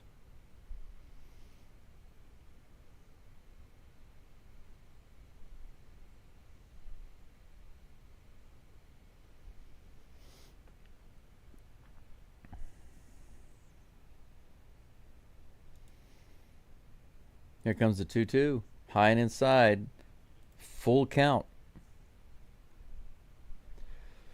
Yeah, old dog, I hear what you're saying. Win by 1, then 2, and then down by 2. And you said we might come back. But yeah, we swept the Phillies. We beat the Cubs. We almost swept the Cubs. Could have. Well, I say almost. You think, no, we weren't even close in game 2. Well, the reason we weren't close in game 2 is because we had the wrong pitcher on the mound. That's why.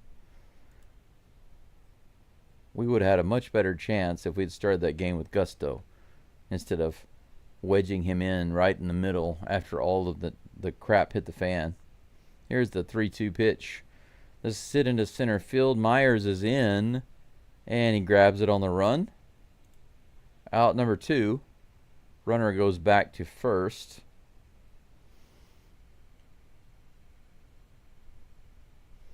Fred's right.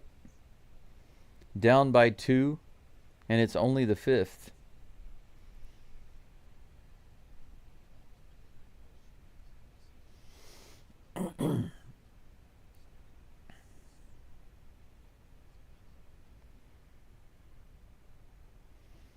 Absolutely agree. Of course the Astros can come back. Here's the pitch. Next batter is Brenton Doyle. Doyle's 2 for 2 today. Takes that first pitch off the plate for ball 1. 90 pitches for Walter, coming with this delivery right here. Fouled back. And there's that microphone bump again. I've got my hot water, and I'm sitting here letting it cool off. I don't need to do that. I need it to be really, really hot when I make this coffee. I make this coffee. 1 ball, 1 strike. Here comes the pitch. Swing and a foul tip miss. 1 ball, 2 strikes. 1 strike away from getting out of this inning. If he can put up a 0 here, this will be the second inning he's been able to have a clean sheet. Well, he did give up a hit, but to put up a goose egg will be nice. It looks like he picks up the runner. How about that? Walter makes the pickoff move to first base, and the runner, Estrada, was stealing. Walker throws to second base. Whitcomb makes the tag, and that's out number 3. Good one. Nice move, Walter. He timed his pickoff at first base perfectly and is able to pick up out number 3 as the greedy Estrada gets picked off trying to take second base. How about that? Good play by the Astros to get that there. That could have been botched, but they did a good job. Good defense as usual. That's one of the things the Astros have. I know that some of you, and I say you, I'm not necessarily talking about just you guys in the chat. I mean, Astros fans in general, they will often say, well, the reason we're doing so well is just because of our pitching. No, it's not. The Astros have improved their batting from the beginning of the season, so there's that. But there's the other thing. The Astros defense is excellent. It really is. It's really excellent. We have several guys on our team that make multiple outs above the average. If you don't know what that means, it means outs that are very difficult to get.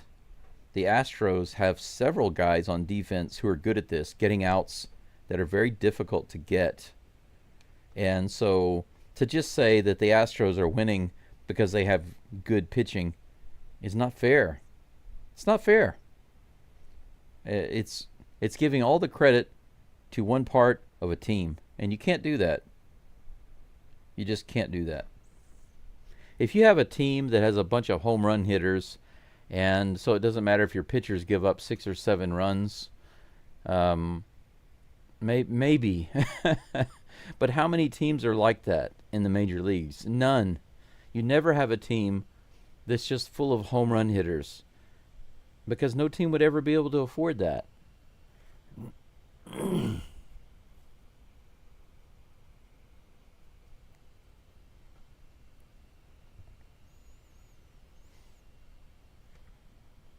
Let's see here. Victor Caratini is at the plate, takes that first pitch for strike 1. He's over 2 today with a line out. He was robbed, actually, on his last at bat. A ground out and a line out. Here's the next pitch. High for ball 1. The count is even. Yeah, Astros are basically right in the middle. They are essentially average in home runs, which doesn't matter. I mean, look at it. The Athletics are in the top 10. It's not helping them.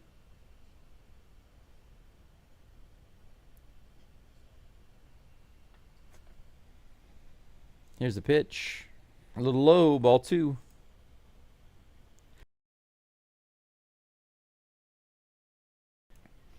Being low in home runs only hurts you if you're not making it up in other areas. Tapped foul by Caratini, and that's an even 2-2 count. One wants to know why the Astros don't go for Verdugo. Yeah, you're right, Caesar. It was a really good play. It was a good play. Good move by Walter. This is hit up the middle. Shortstop grabs it. Ritter throws out Caratini. The Batman goes down for a third time. 50 likes on the channel. Thank you so much for those likes. I don't want to say always positive, always STROS, because that's somebody else's tagline. I prefer to just say straight up, focus on the positive, which is true. Just focus on the positive. Cooper Hummel at the plate. Still waiting for him to get a hit. He's 0 for 1 today. He does have a walk. I just felt like Hummel would have a good day today. I don't know why. He still can. He needs a couple of hits to do it. 1 ball, 1 strike as I'm pouring my hot water into my bottle. This will keep it nice and hot. Here comes the next pitch to Hummel. He hits this one pretty well, but looks like it's at the wall. Oh, man, Hummel so close once again, guys. I swear, Hummel all the way to the wall in left center field. Caught right at the wall, right at the base of the wall. I guarantee you that's about 8 times I've seen that in this series. The Astros put it right at the wall. Shea Whitcomb, speaking of the long ball, Whitcomb has a blast.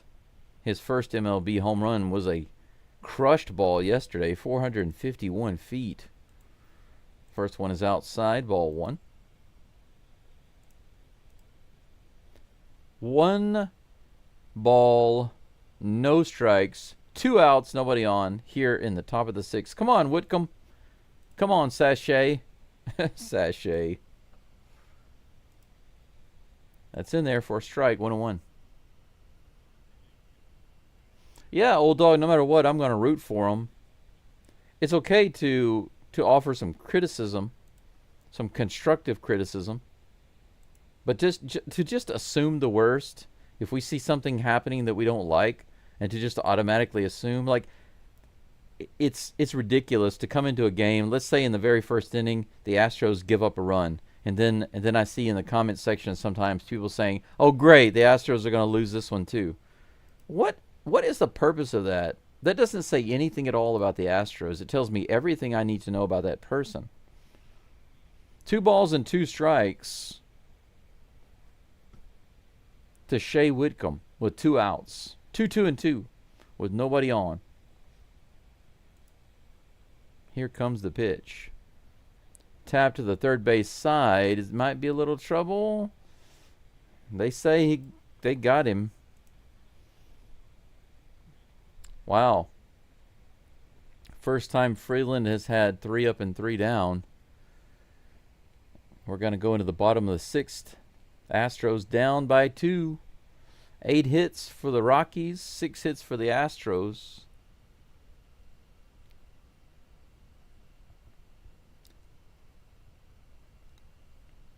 Mr. Page says he's not always positive, so it's ridiculous. Actually, you know, one of the reasons I've kind of stopped listening to those guys is because of that, Mr. Page. It's ironic. It's ironic because, like I said, constructive criticism is okay.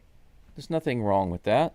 If you see some things that the team can do differently, then offer that opinion. For those of you who've not seen my video that I just posted a couple of days ago, I made a video about the Astros issues not reporting and not being transparent, not properly reporting and not being transparent enough with injuries, with player injuries. But if you go back and you look at it, I spent a lot of time to figure it out, to research it, to compile it, to write the script, and to come up with solutions. I actually offered some suggestions in the video. It's a very constructive video. If somebody from the Astros organization wants to look at it, I think they can actually take it to heart. And it's not because I'm an expert. It's just because I'm a fan. And I know what I would appreciate. And so I shared that. I didn't say that the Astros are horrible. I didn't say the organization was horrible, or that the doctors or Dana Brown or Joe Espada, I didn't say any of those guys are horrible. But what I did say was that they consistently have problems with opacity. They are often opaque or unclear about, or they deliver the wrong message as it relates to player injuries. And if they just don't know right now, then they should just say that. Just say they don't know. We are currently looking at it as closely as possible, but we just don't know. But that's an example of, if you have constructive criticism, then it's okay to give it. But don't just make a video rant complaining about it. Jordan Weems is on now for the Astros. First batter is Brenton Doyle, who grounds it to Doobie, who fires over to first base, who gets the out. 1 pitch, 1 out. Pretty sure that I have Weems actually in my folder, and I do.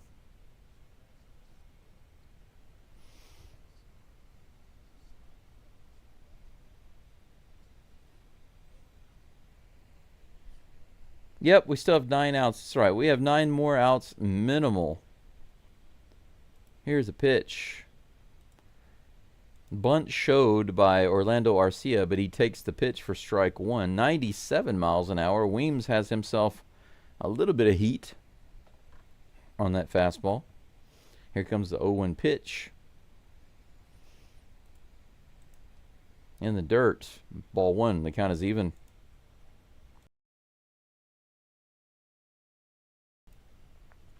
John says, I was at Mariners game 1 when Jordan walked it off. Everyone was leaving. That's who the Astros are. Resilient. How many times have they come back?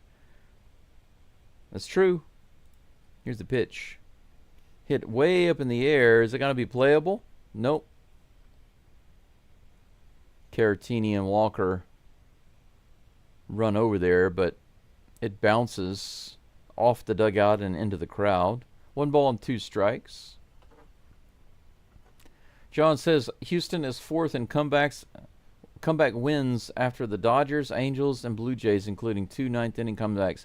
Here's another thing. The Astros have an excellent record in extra innings this year. I think they've only lost 1.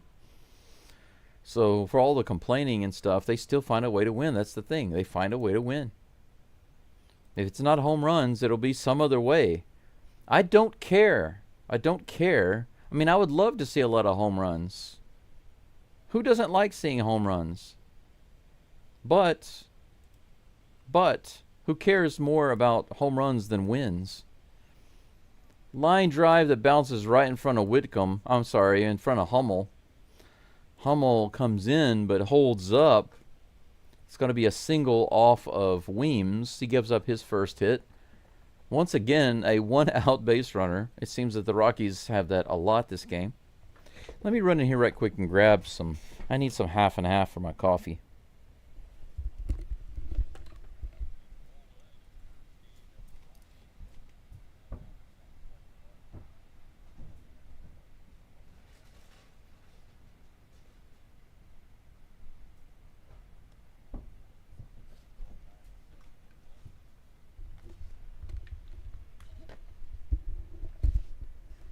Next batter is Austin Nola, and that first pitch is in there for strike 1. 0-1 is the count. Weems on the mound for the Astros.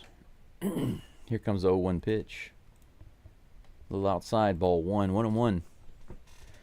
1 runner on, 1 out.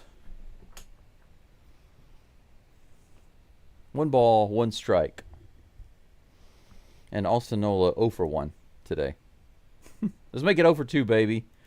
Double play ball. Opposite field foul ball. 1 ball, 2 strikes.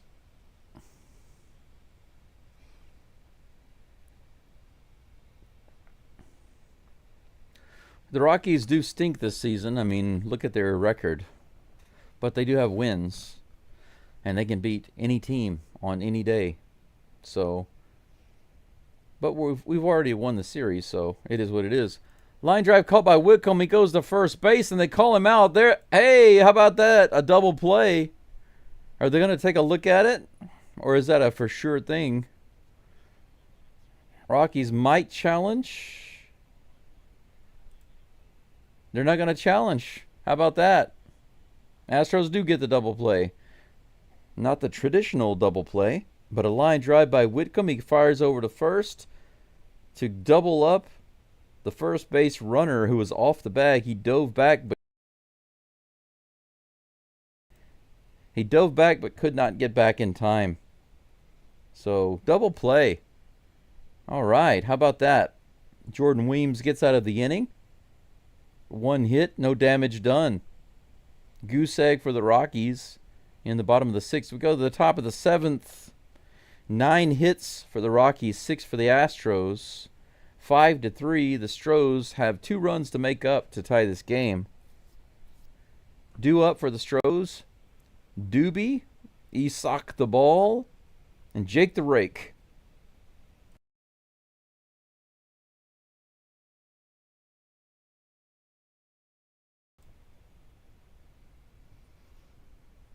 Yeah, it really was nice to see the Caratini Grand Slam. Absolutely. It warmed my heart, Charles. It warmed my heart. All right. I've got my nice hot cup of coffee. I've got my creamer right here. Or half and half, if you prefer.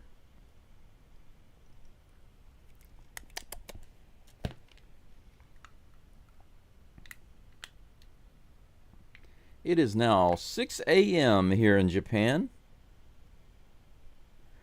For those of you, few of you maybe, don't realize that I am live streaming this game from Hiroshima, Japan.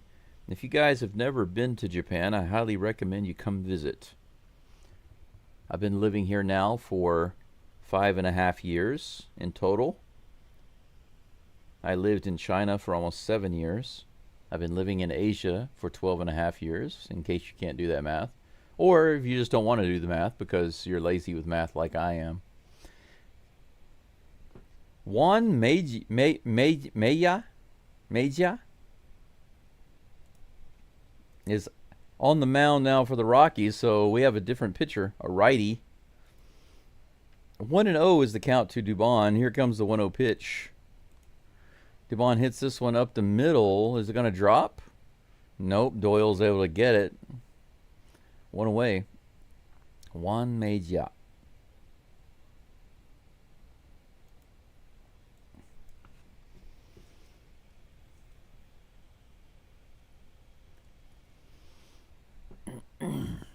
Meja has a 3.77 ERA.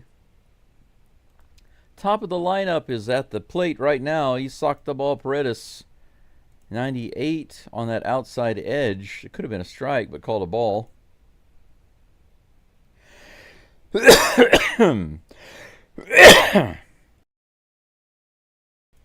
Whoa, sorry about that, guys. I thought I had my microphone. Once again, it's an example of I clicked the button, but I had to let the cough.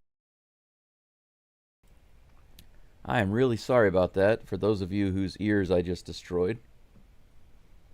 It came up really quick. Strike 2 on Paredes. 1 ball and 2 strikes. He takes a little time out there.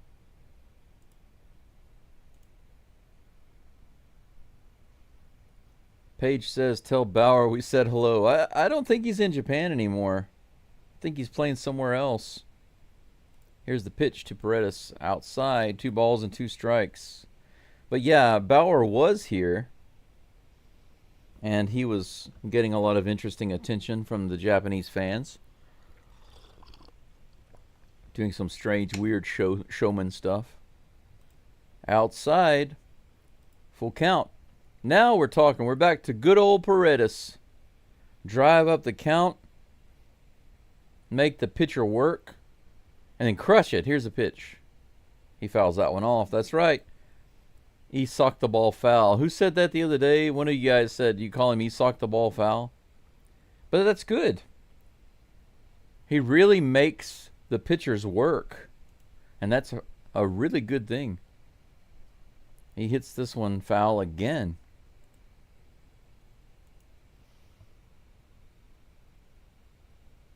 Old Dog says, look at the Yankees in 2022, back and forth in some of those games, so never give up hope. For hope is the last to die. Here comes the pitch to Paredes. Grounds this one up the middle. Hey, there we go. Nice at bat. That's traditional Isak Paredes right there. Make the pitcher work. Take about a dozen pitches and then get a hit. That's what I like to see. Nice to see you back, Mr. Paredes. We have one out base runner here in the top of the 7th. The tying run comes to the plate. Jake the Rake. I'm still waiting for Jake Myers to have a home run in this park. I just figured he would. He hits the first one, a line drive, a soft liner to the shortstop for out number 2. Right off the bat, he goes after it, but nothing doing there. But that brings up my man, Jose Altuve. Traditionally, Altuve owns this park. Mixture of boos and cheers for Altuve, but most of the people are cheering, it seems. Paredes on first base with 2 outs. Here's the pitch to Altuve. Little high and inside. Good take. Ball 1.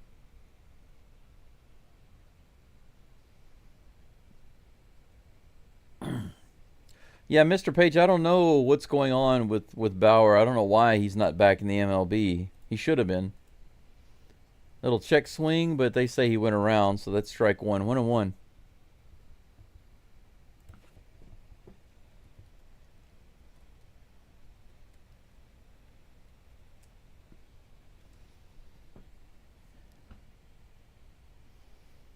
Maybe in the Mexican League?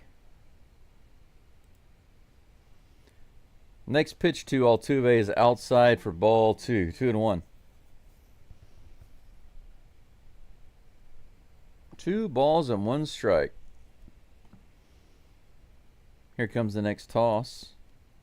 Altuve rips it into left field, and it's going to be down. It gets through under the glove. They're going to send Paredes or no? No, they aren't.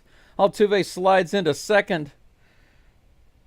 Nice line drive by Altuve. He got right under the glove of the left fielder. He tried to come in and get that ball, but he was not able to do it.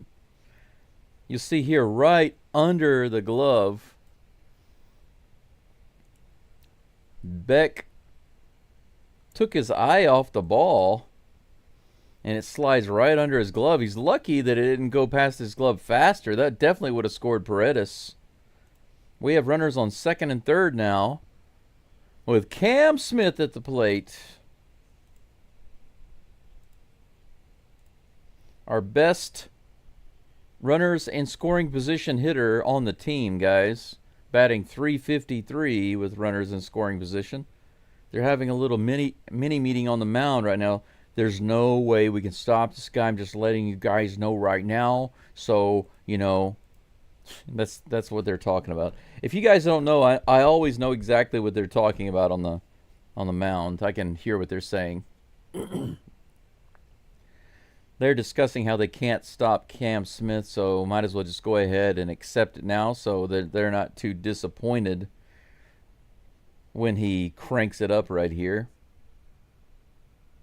Yeah, Old Dog, I think that he should have caught that. He took his eye off of it. I don't know why. Maybe the sun got in his eyes or something.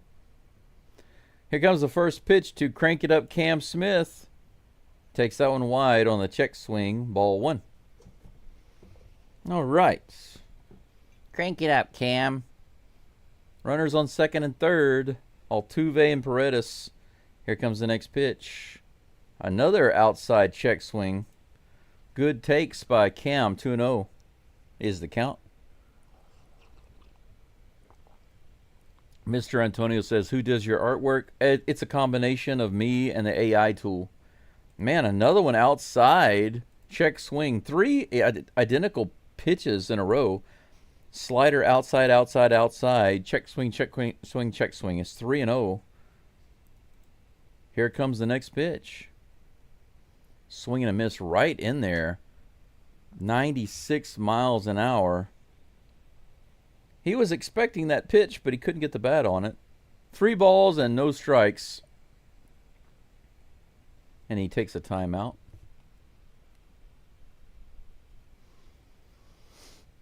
Yeah, old dog, it's possible. Sometimes they do that, but I don't know if he would do that on a sliding catch like that. Wow, that was hit really hard out into the right field stands, but foul. Full count. Here we go, guys. It's the top of the seventh. The Astros are down by 2. Full count with 2 outs and 2 runners on to Cam Smith. Here it is. Cam cranks it up. Left center field. Is it going to get down? It drops. Yes, it drops. Doyle falls down to the ground. He looks injured. The left fielder comes back over to grab the ball. That's going to score 2 runs. And Cam Smith is on with a triple. He cranks it up. Gets her done. He gets her done. Cam Smith destroying teams with runners in scoring position. The center fielder and the left fielder went over to get it, and it was just in the right position. They couldn't get to it. The center fielder didn't realize, or the left fielder didn't realize that the center fielder was injured after he went down. He stayed down, and he had to curve back. The left fielder had to turn back. Walker hits it out to right field, and he's going to fly out for out number 3. But, man, game is tied at 5. Walker can't bring Cam Smith home, but, hey, we tied up the game again. So we come back on the Rockies like they did on us twice. But, man, that was a strange play right there because where the ball came down, the center fielder came flying over to dive, make a diving catch, and he missed it, but he hit the ground really hard and kind of did almost like a face plant, and the left fielder ran past him, didn't realize that the center fielder was injured or wasn't getting up, and by the time he realized it and circled back to go get the ball, Cam Smith was already on third base, and the Astros had 2 runs. Just the luck of the fall right there. So 5-5. We are all even except for errors. 9 hits for the Astros and the Rockies. 5 runs. Rockies with 1 error. Astros with none. It's a good chance that we will see Jordan Weems back up on the mound again for the Astros. He pitched last inning. Gave up 1 hit. Didn't give up any runs, so that's good. Yeah, he did, Antonio. He fell weird. It's whenever he dove, it's like he didn't slide. He just kind of dug in and just stopped. Did it bounce off his face, Mr. Page asks. I didn't see that. I didn't see that it bounced off his face, but he didn't get up, and that left fielder he had passed him. And he didn't realize that nobody was going after the ball. If he had been a couple seconds later, Cam Smith might have had himself an in the park home run.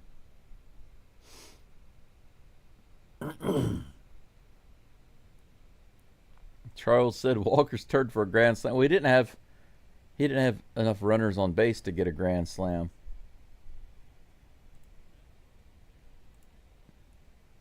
Ryan Ritter is at the plate, swings and misses the first pitch.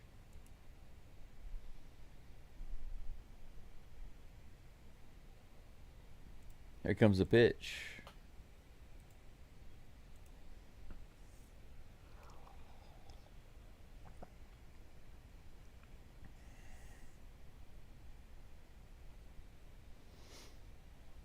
One ball, 1 strike. Here comes the next pitch from Weems. A little inside. 2 balls and 1 strike. We are all tied up in the bottom of the 7th. It's been an interesting game, has it not?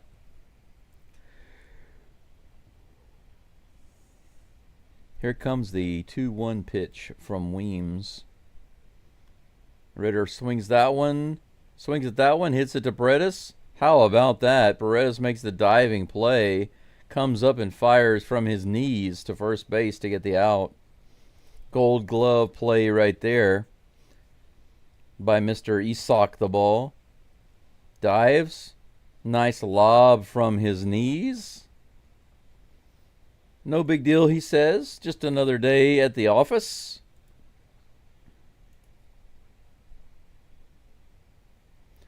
One up, one down. The next batter is at the plate. Tyler Freeman takes that first pitch outside for ball one.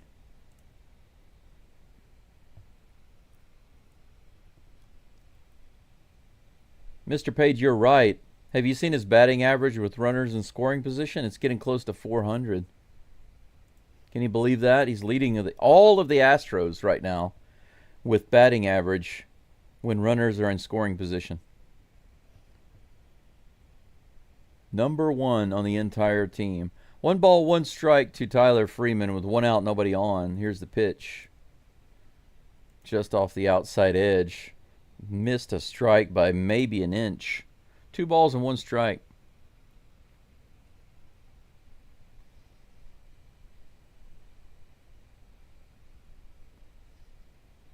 Here comes the next pitch. Fouled straight back. Nice boom against the wall back there. 2 balls and 2 strikes.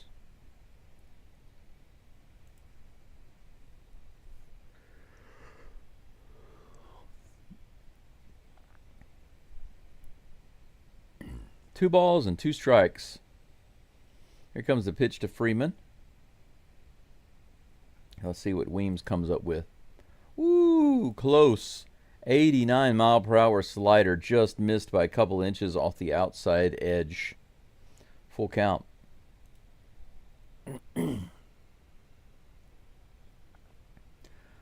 Yeah, apparently Cam's got the clutch. Here comes the 3-2. Swinging a foul ball at the plate. They're going to say it's foul.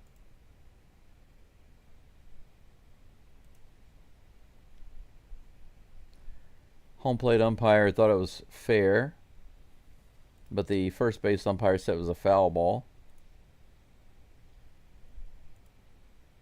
Caratini was basically pushing him out of the way to get to that ball. That was funny. Caratini was trying to get the ball. He was pushing the batter out of the way like, come on, dude, get out of the way. I got to get that ball and throw you out. 3 balls and 2 strikes. We have another full count pitch on the way. Here he comes. Line drive right over the head of Dubon. That's going to be down for a hit. So Freeman wins the battle there. And he was acting a little greedy. He ran really fast. He thought he was going to go for 2, but that was brought in really quick by Hummel. 1 out, 1 runner on. Come on, Weems. Get that double play and shut this down.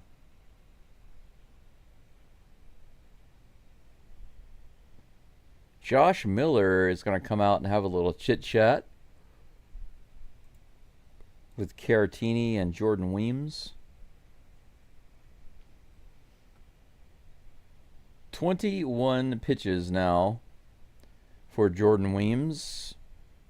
He's given up a couple of hits, no runs.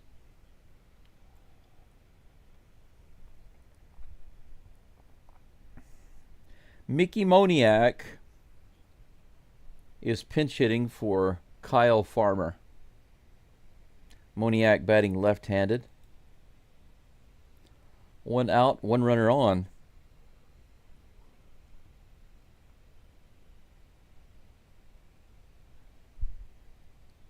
Here comes the first pitch to Moniak.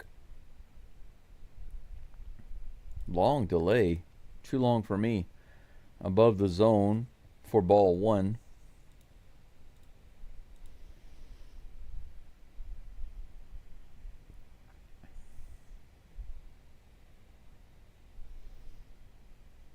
One ball, no strikes. Here's the pitch from Weems. That one misses the top of the zone by maybe 2 inches at the most. 2 balls and no strikes. Neither of these pitches have been bad, but Moniak hasn't moved the bat. Moniak, yak, yak. Here comes the pitch. That one is low and inside, fouled off. 2-1.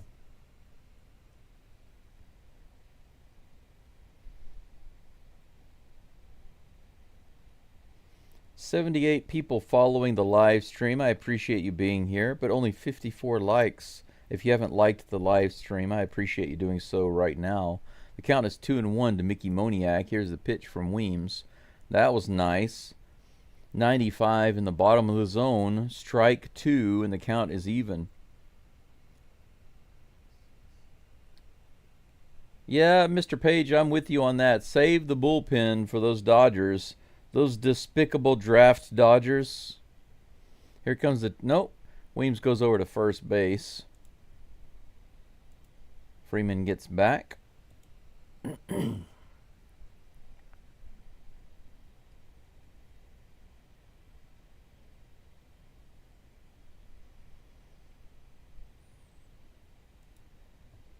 Here comes the 2-2 pitch. Moniak hits that hard to right field. Cam Smith can't get to it. It's all the way to the wall.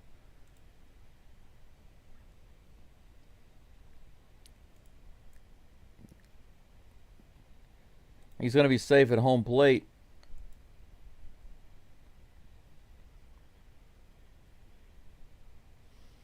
That was a close play. As it stands right now, the Astros are probably going to challenge here on that play at home plate. Yep, the Astros are going to challenge the safe call at home plate. Aggressive base running by the Rockies to try to get that run. Let's take a look at it here.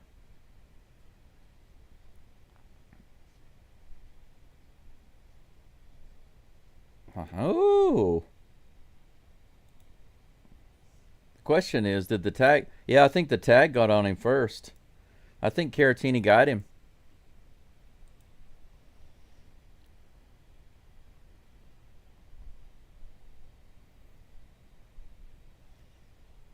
They called him safe, but it looks like he might have been tagged out before he got his finger on the plate. We'll see. We will see. Either way, Moniak will be on third base, but Cam Smith made a big error on that because he came in and it floated right over his head. He came in, and by the time he realized that it was a fast line drive going over his head, it was too late. It went all the way to the wall. But Dubon made a great throw. Yeah, he's going to be out. He's going to be out. It's going to be a turned over. They've got to overturn that. Caratini put that tag on. It was a great throw from Dubon and a great tag from Caratini. They're going to take that run away. They've got to. Yeah, the fans aren't liking the replay. Here's the announcement. It's overturned. Yeah, he's out. That's right. Take that, suckers. Out number 2. So Cam Smith's throw comes in fast to Dubon. Dubon puts a great throw to Caratini. Caratini comes in with a great tag just before his hand gets on the plate. And they overturned it. That's right. Astros defense all day, every day.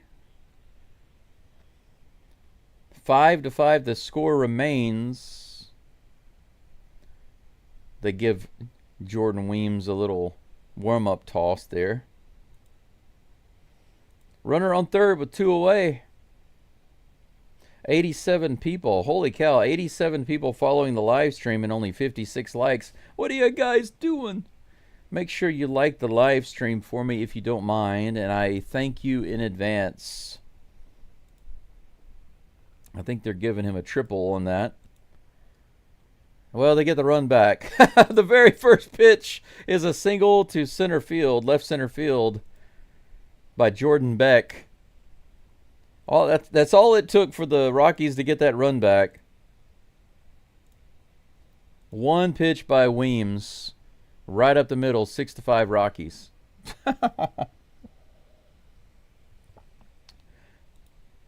So Weems does have an earned run, unfortunately. 11 hits now for the Rockies. 11 hits. It's okay. We're still in this game. Beck is on the run for second base. It looks like he's got it. He's safe in there, no problem. So that's 10 steals for him this year. Caratini didn't really have much of a chance to get him. He had a good jump. 2 outs, runner on second. 1 strike to Thairo Estrada. Here comes the 0-1 pitch. Swing and a miss. Good pitch by Weems. The slider low and outside. 0-2 is the count.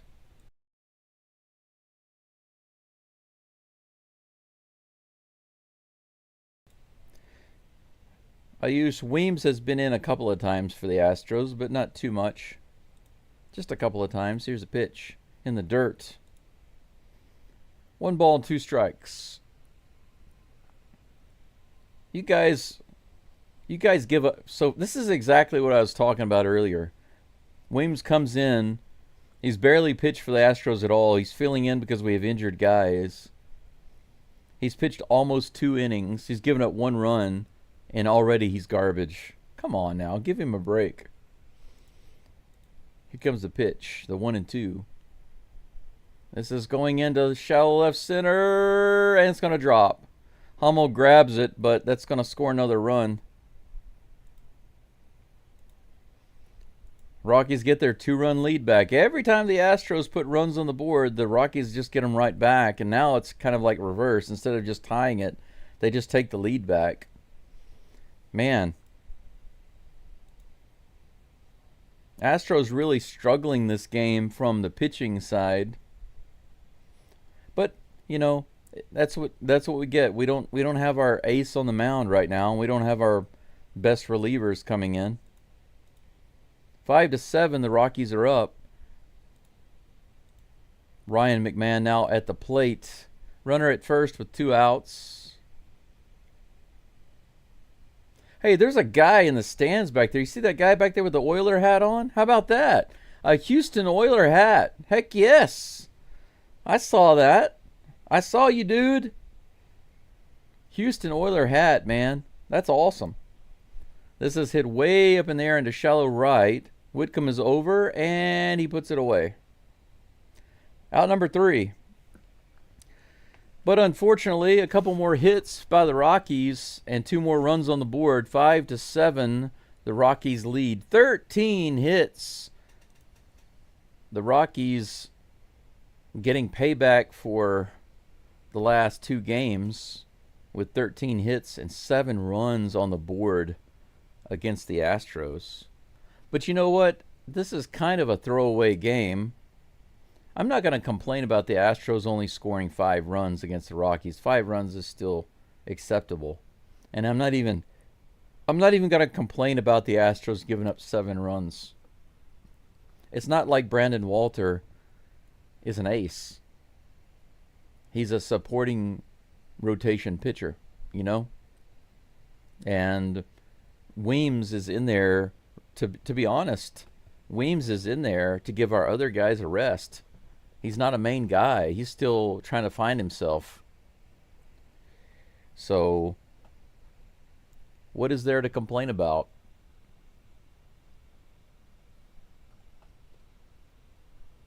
You guys saying that he's complete garbage. Forget that. Forget that nonsense. Don't call players garbage. Don't call anybody garbage. Don't be like that. Don't be that kind of a person. That's a garbage attitude. If you call somebody garbage, that's a garbage attitude. Drop the attitude.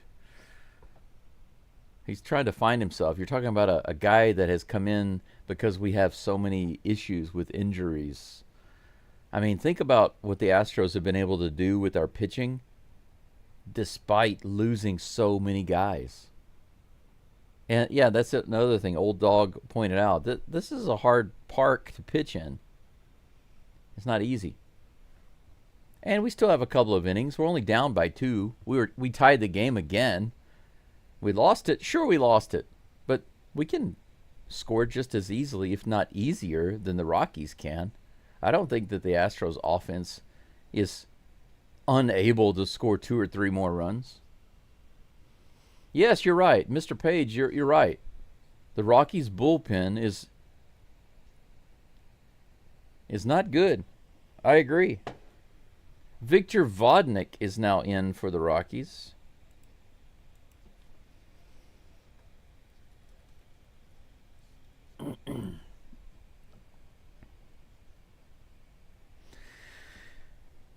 Vodnik pitched 1 inning against the Astros a couple games ago.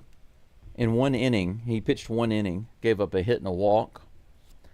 Didn't have any earned runs, but a hit and a walk in 1 inning. Caratini is at the plate, batting lefty for the first time this game.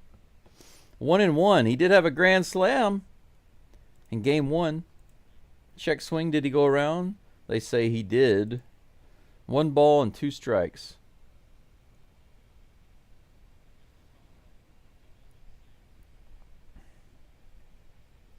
Here comes a 1-2 pitch from Vodnik.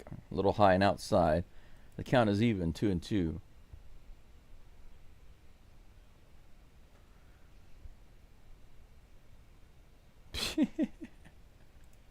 You guys say some of the strangest things sometimes. Strikeout for Vodnik as the Batman goes down, unfortunately. 1 away. And that brings up Cooper Hummel.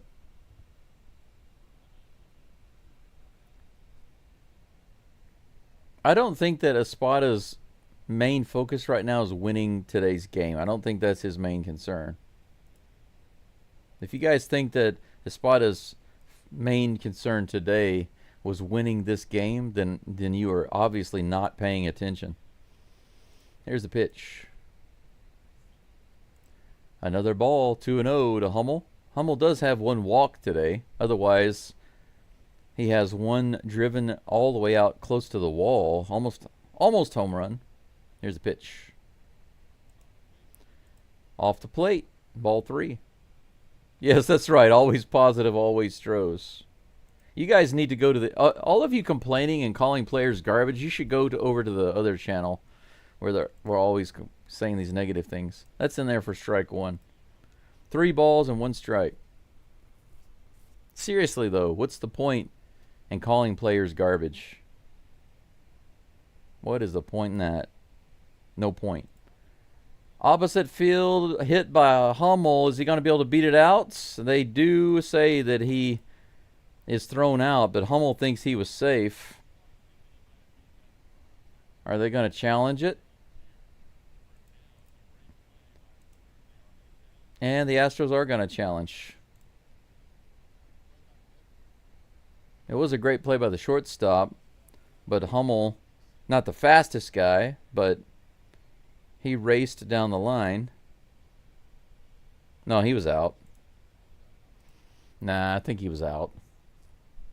That was close. That's really close right there. Maybe this from this angle. Woo! Hard to tell from that angle. Can't see it going in the glove. I really don't know. It looks simultaneous. They might not be able to overturn that. It's a coin toss on that one, guys. Astros might lose their challenge. But at this point in the game, you know, I think you gotta challenge that one. The only chance we have is the 9th inning. But Ayush, what about right now? How about in the top of the 8th, which is still going on? You can't just brush away the 8th inning that's still going on right now. We have the 8th and the 9th, not just the 9th. You guys are something else. Not all of you, just some of you. They're taking a really long time to look at it in New York on this review. Here comes the call. Yeah, calling the field stands. Not enough to overturn it. I didn't think so. I was hoping that they would, but if you take a look at it, the call should have gone to Hummel because it happened basically at the same time. And it's supposed to go to the runner. If it's too close to call, it's supposed to go to the runner, right? That's the rule. But on the replay, it has to be clearly overturnable. Clear and obvious. Otherwise, it cannot be overturned. So they did not overturn it. That's out number 2. Nobody on. And we have a pinch hitter. Taylor Trammell at the plate. Takes the first pitch outside for ball 1.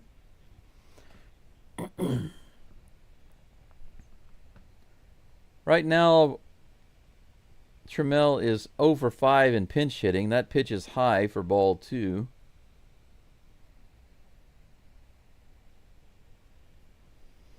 Batting lefty. He still doesn't have a hit in an Astros uniform. 3-0 with that pitch outside. So Trammell has a hitter's count. He could just try to unload if he wants to. Here's the 3-0 pitch. Off the plate. 4 straight pitches and a walk. Yainer comes to the plate. Yainer has not been in the game, by the way. Dubon is being pulled. Diaz will be the DH. So, I'm sorry, the PH, the pinch hitter, not the DH. So we've had 2 pinch hitters in a row, one for Whitcomb, and now one for Dubon. Diaz obviously has more power than Dubon.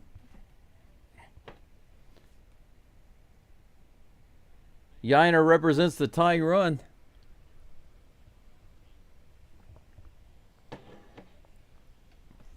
Opportunity right here to tie up the game. An opposite field home run for Yainer. Old Dog says get on base. Yeah, well, Trammell did, so that's good.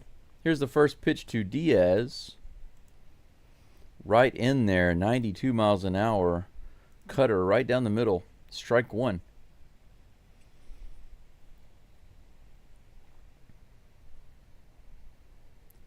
That's interesting. They're talking about how he has a few triples. One of those against this pitcher. Swing and a miss. 86 mile per hour slider. 0-2.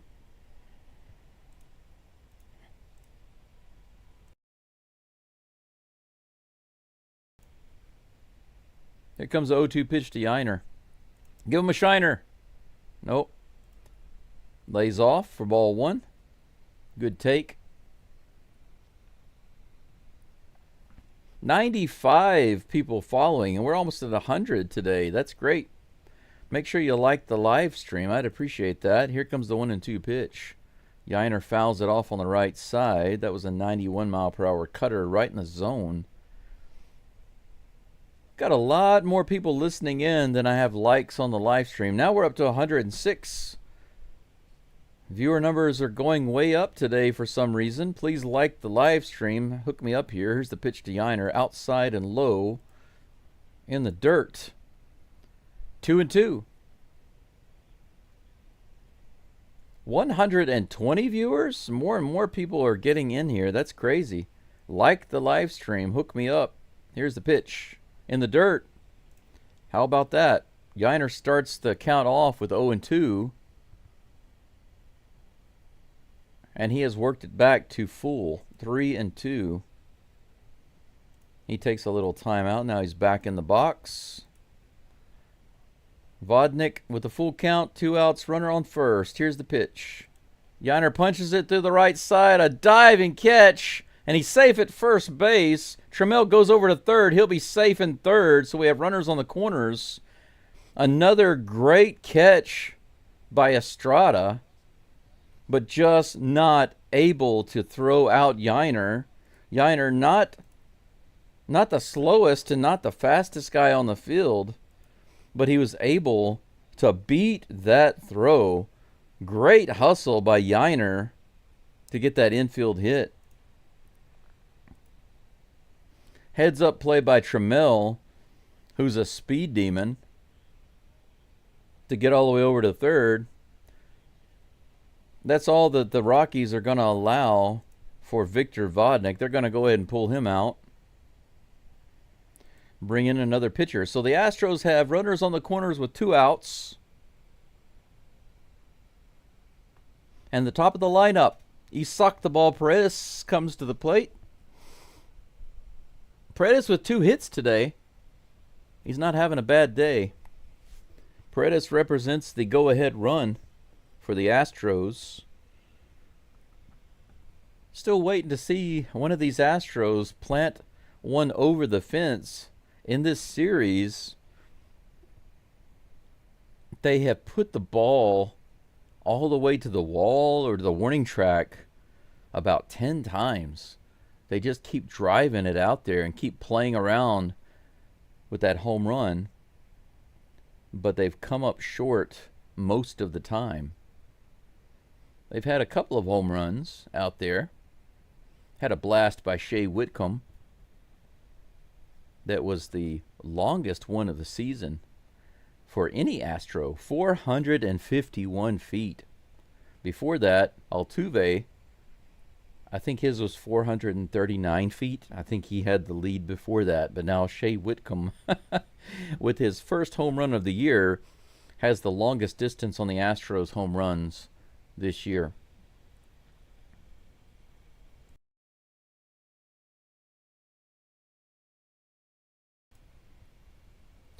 Yep. Isaac Paredes has been ripping the ball and crushing the ball, and he's had so many that even in this game he had one hit that was clearly home run distance, but about 15 feet foul.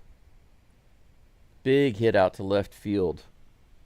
And Paredes has more than enough power and ability to pull a ball out there in the left field. He could give the Astros the lead right here.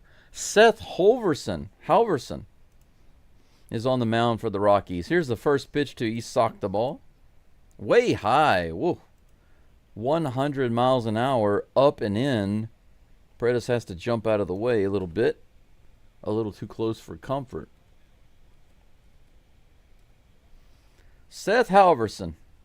1 ball, no strikes with 2 runners on the corners, 2 outs. Here's the pitch to Paredes. Top of the zone for strike 1. 87 mile per hour slider, and the count is even.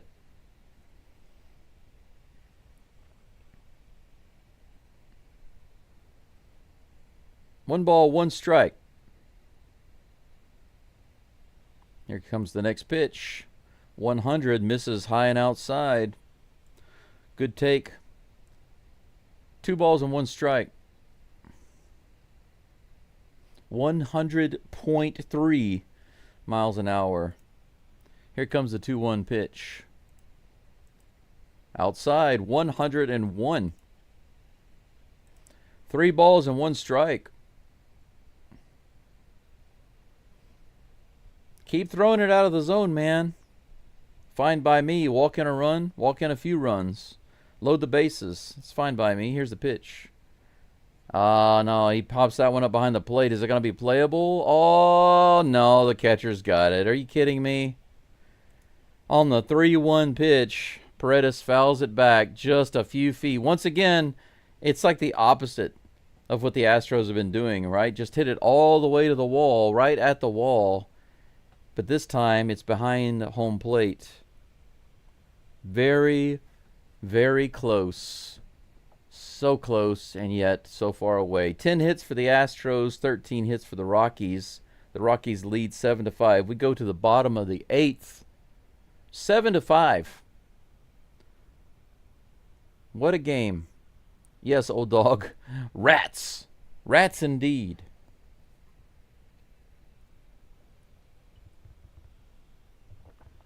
No matter who you're rooting for, you can't say that this game is uninteresting. It is faux show an interesting game.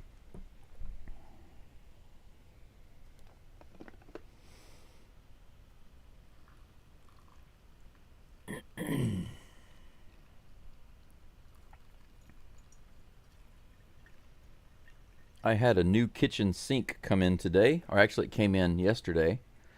Yesterday late in the evening. I'm looking forward to building a kitchen cabinet. I hope I can get that built today. I don't have, let's see, today is Friday.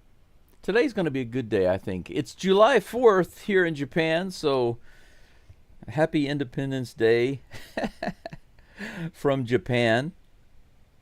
593 subscribers, guys. We're only 7 away from 600. Heck, we might get to 600 before the Dodgers series even starts. Are we going to get to 600 today?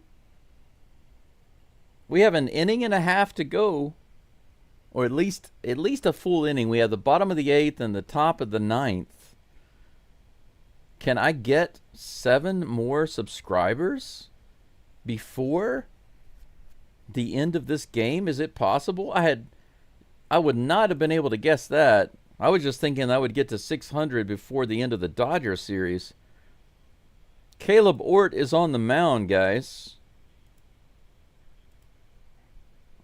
Here's the first pitch. Bunted foul. Altuve is going to move from the DH role to second base, and Short is in the game at shortstop. Short at short.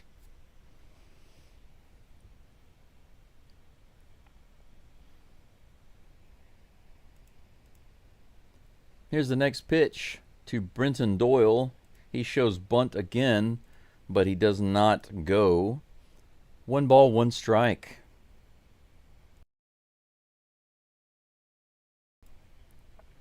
The count is even with no outs, nobody on. Here's the pitch from Ort. This is grounded to Short. Short at short. And he makes the throw. Zach Short, by the way, at shortstop. Takes the place of Doobie, who's out of the game. Doobie was pulled for a pinch hitter earlier. 1 away for Caleb Ort. Nobody on. Here in the bottom of the 8th, the next batter is Orlando Arcia. That pitch a couple of inches below the zone for ball 1.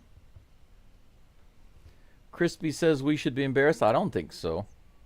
Considering what we put out there today, it's not surprising. It's not a surprising result so far. Low and outside for ball 2. 2-0. Astros have 5 runs and 10 hits. Here's the pitch. Low again, ball 3. 3-0.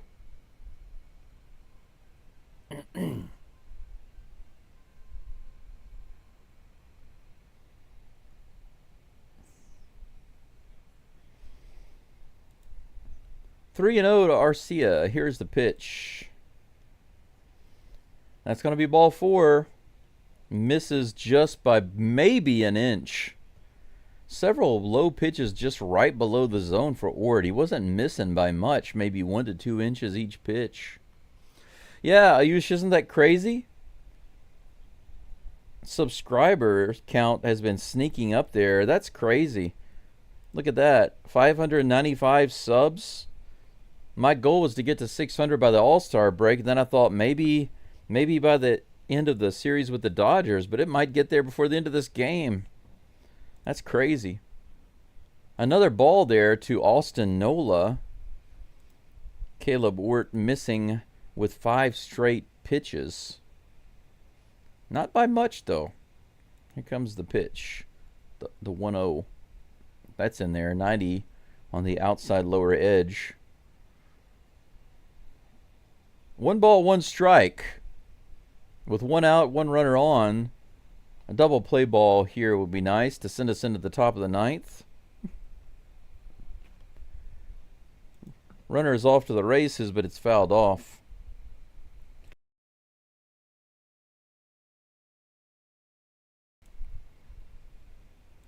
One ball and 2 strikes.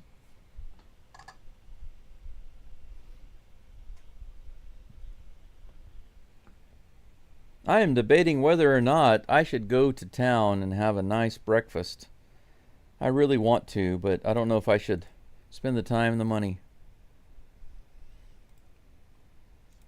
A little bit out of the zone there. 2 balls and 2 strikes.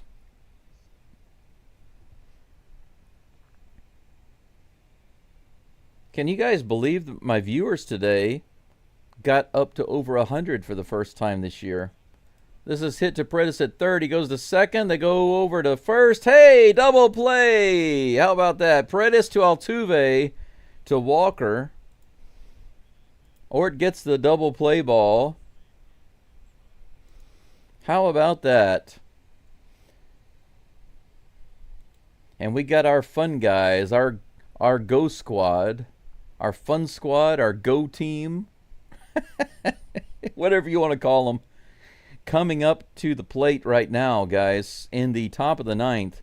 Jake Myers, Mr. Baseball, Jake the Rake, Jake the Snake, followed by Superman Jose Altuve, and then Cam Crank It Up Smith, Mr. Clutch,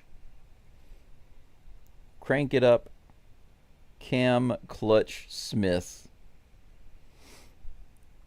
Maybe we have hit Homer, right?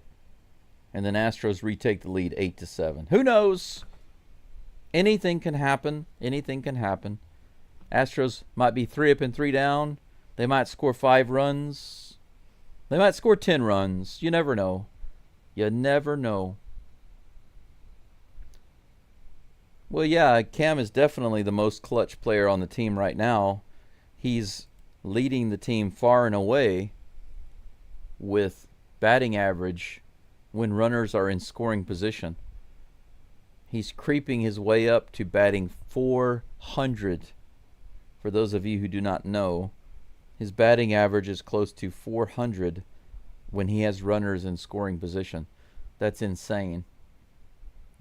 And by the way, he was around 7th on the list of rookies with RBIs, and now he's about 2nd. He's been climbing, getting closer to the top. So he's making a stronger and stronger case for Rookie of the Year. And we're not even halfway done with the season yet.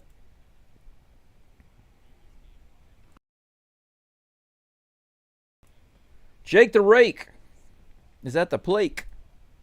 Outside on that Swiffer. Halverson is still on the mound for the Rockies.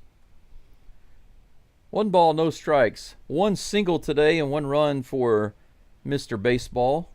Here's the pitch. Opposite field hit, and that's going to be fair. It goes all the way to the corner. Myers is going to cruise into second with a double. He has a little trouble. They're going to send him to third. Look at that. Myers starts off the inning with a triple. How about that? Opposite field, right into the corner.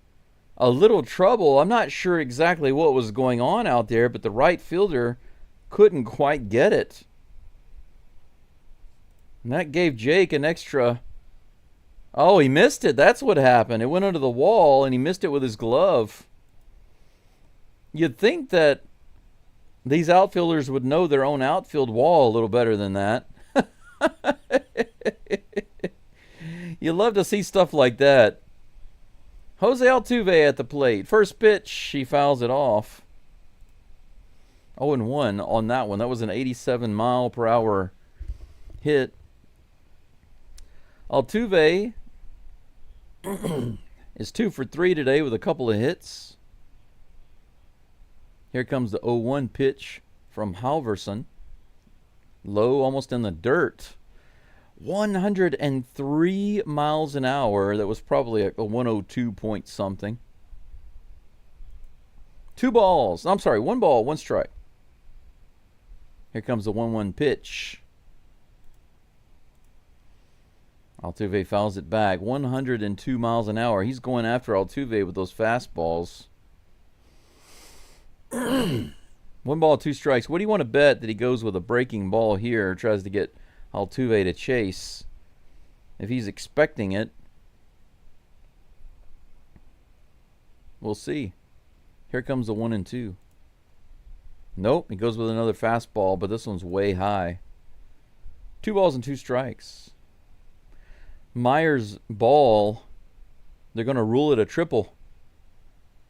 It looks like it went under the wall, and that's why he couldn't get his glove on it. But you'd think he'd know that if he's familiar with that wall out there. Here comes the pitch. Way outside. Full count.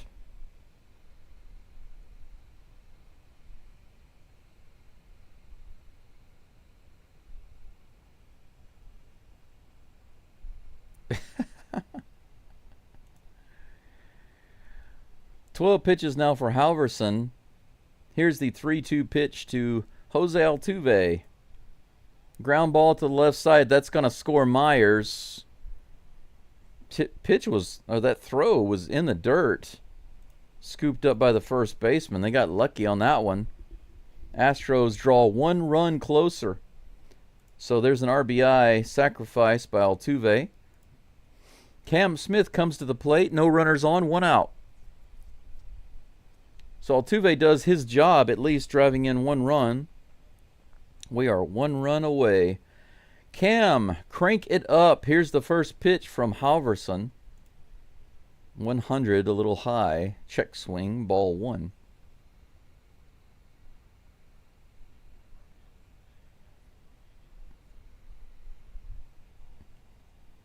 A home run would be nice. Anything to tie it up. Line drive just foul. Was a nice rip by Cam. Count as 1-1.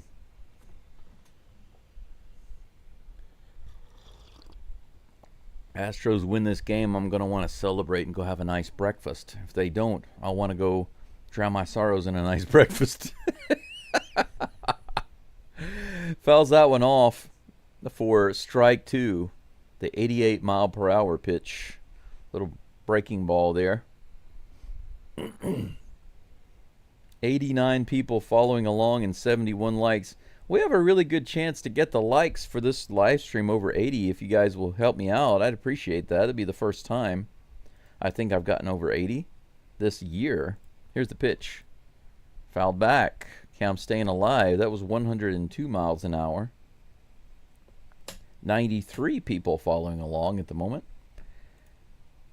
If you like the Astros, please consider subscribing. I am 5 away from 600. Almost there. 1 out. Here's the 1-2 pitch. Cam Smith strikes out on the 90-mile-per-hour inside pitch.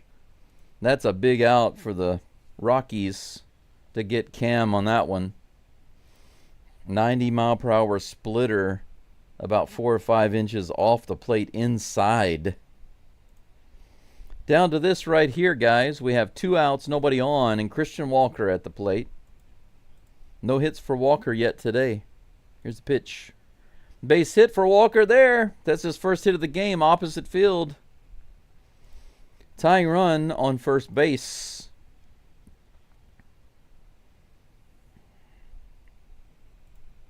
They just said that that's 21 straight games with a hit for Walker against the Colorado Rockies.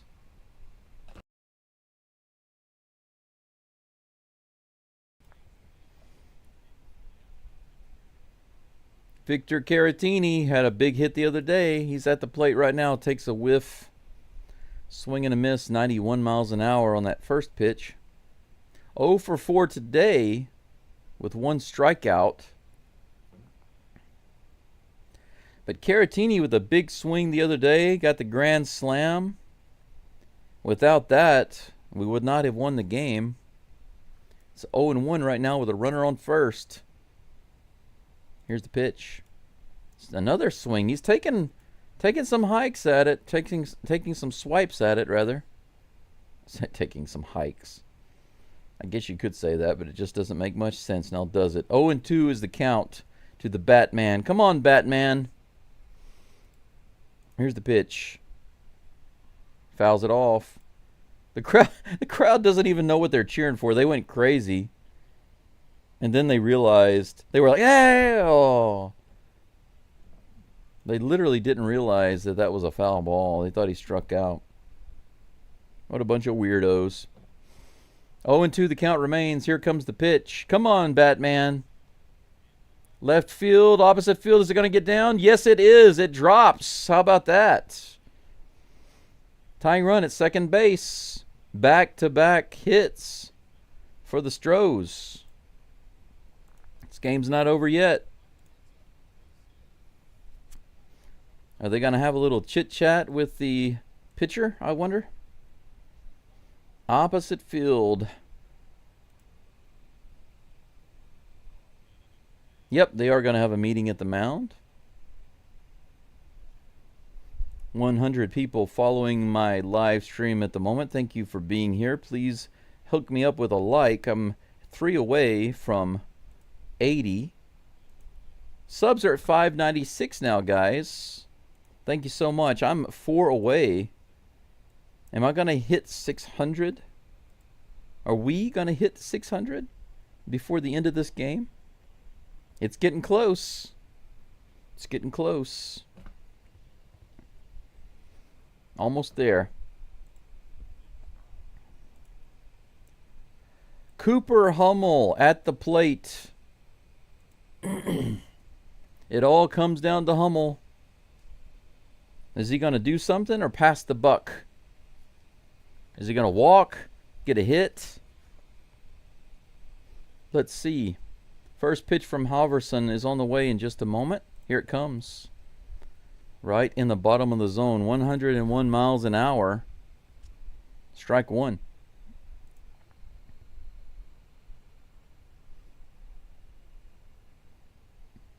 Here comes the 0-1 pitch from Halverson.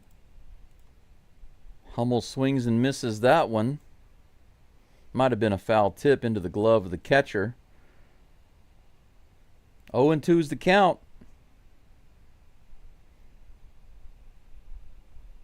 Come on, Hummel. It's all you, baby. One hit today. This is what we need right here. He hits it hard to right field. Is it going to get down? It's going to be playable. Oh, right in the corner. Once again, the Astros just a few feet away from getting a really important hit.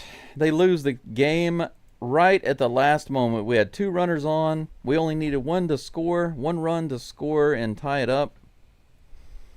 And that's going to be it. We win the series, but we lose one game. Lose one game to the Rockies. And we're going to go into the Dodgers series tomorrow with a disappointing 7-6 loss to the Rockies. 13 hits for the Astros, 13 hits for the Rockies, and we lose by 1 run. That's unfortunate. I'm going to do a really quick game recap since the Astros didn't win. I'm not going to spend too much time on it simply because it's depressing. But let's quickly go over it, guys, and then I'll give you a preview of tomorrow's game. Excuse me, I had to clear my throat and cough there for a minute. In the top of the first, it was looking good for the Astros. Right off the bat, Cam Smith doubled, scored Myers. Walker grounded out to third, scored Altuve. It was 2-0. But right after that, Estrada came back and homered. 2-run shot, scoring Freeman in the bottom of the first. Rockies tied it up. Paredes doubled the center in the top of the second, taking the lead back 3-2. But then once again, in the bottom of the third, the Rockies came right back, tied up the game, and then took the lead in the fourth. So they tied it up 3-3 in the third, took the lead on a single, scoring 2 runs in the fourth, 5-3. Cam Smith tripled to left, driving in both Paredes and Altuve in the seventh, coming in big time to tie up the game again. This game was so back and forth.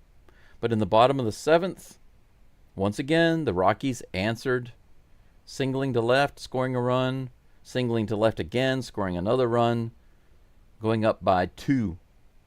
Altuve came through with an infield grounder sacrifice to score Myers. Myers had a big triple to lead off the inning. That pulled us within 1 run, 6-7. And then after that, we got 2 more runners on base. We had our tying run at second base, and Cooper Hummel came up and flew out to right field, and that was it. That's the game. But let's take a quick look at the pitching performance today. Astros only had, now think about this.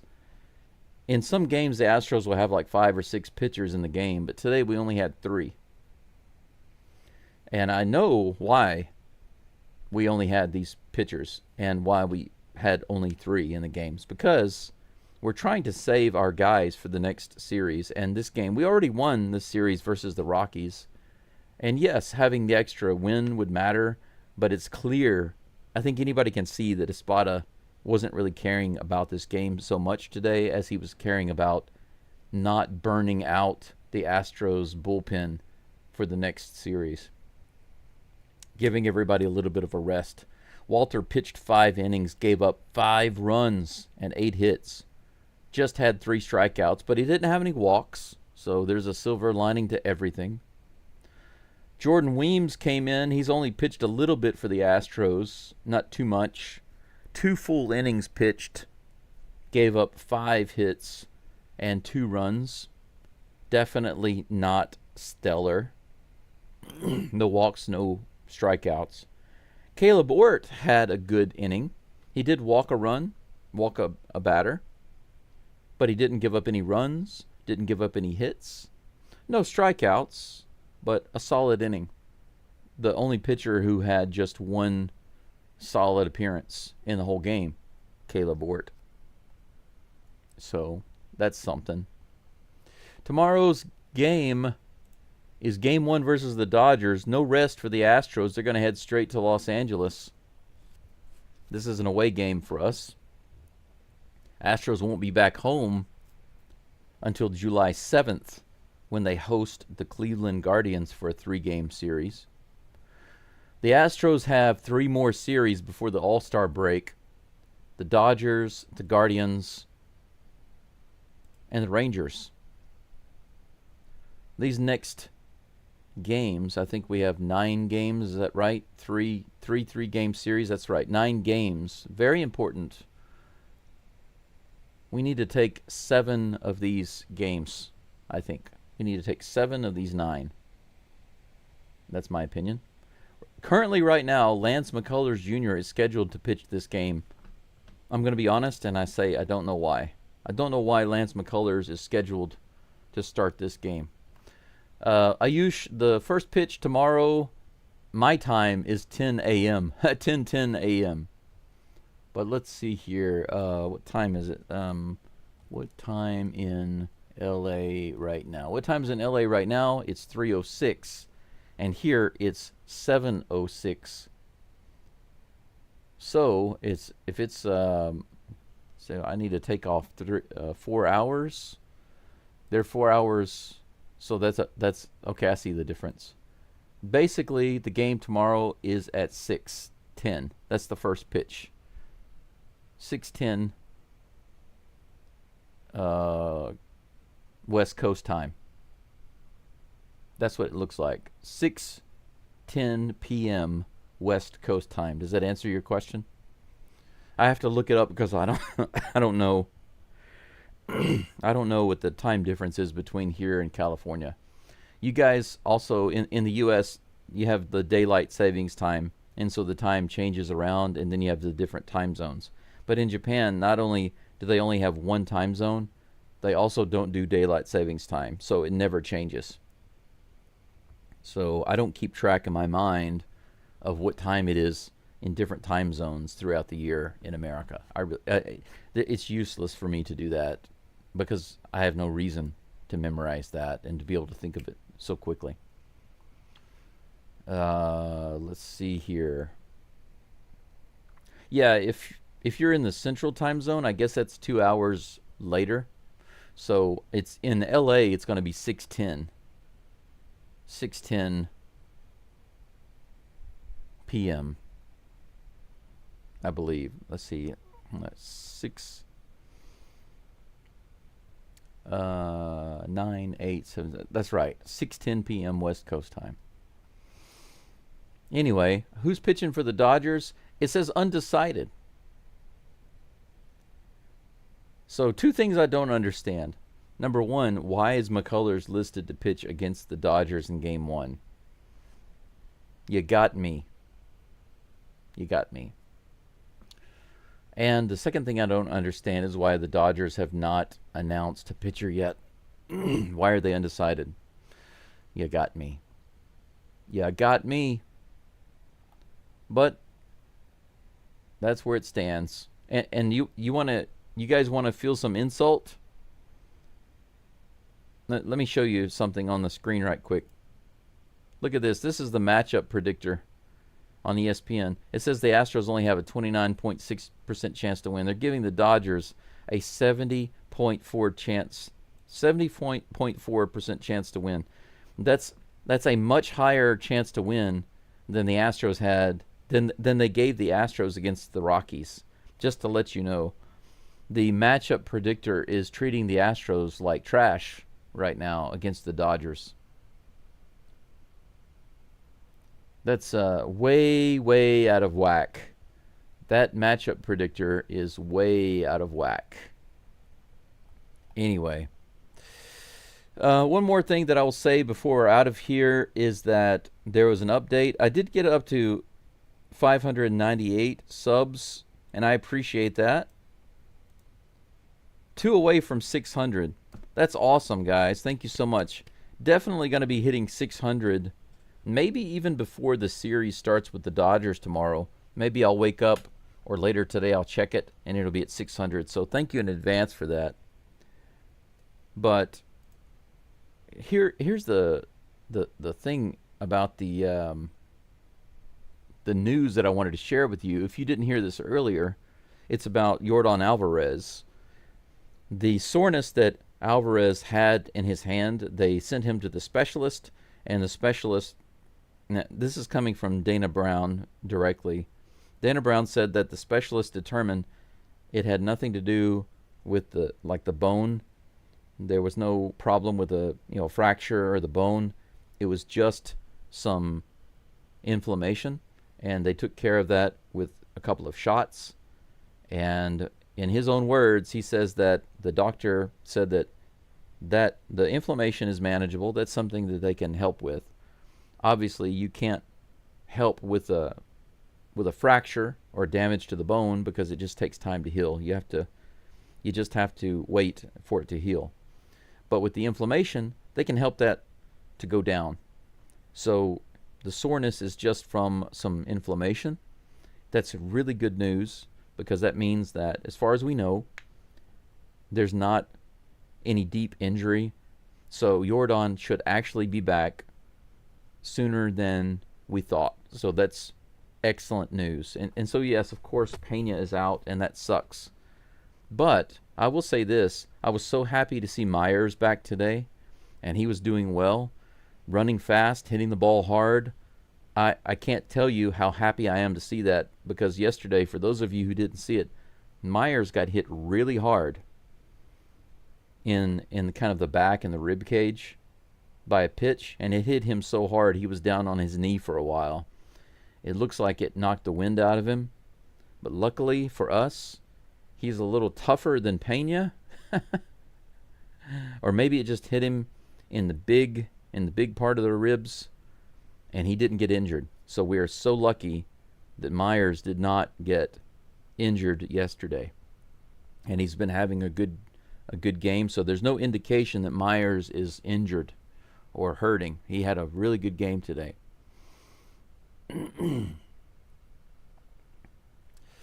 Well, Ayush, that's a good question. Ayush says, I don't understand why Yordan couldn't go to a specialist sooner. To be honest, I really don't know. I don't know the answers to those questions. I'd like to. And that's one of the reasons why I made the video that I made a couple of days ago, talking about the Astros' lack of transparency. Let's see here. I can make this a little bigger, I think. Yeah. I can make it a little bigger, but it's a little strange because it's... what in the world is going on here? Okay, there we go. How about that? There we go. Make myself a little bit bigger. To be honest, I don't really know why they can't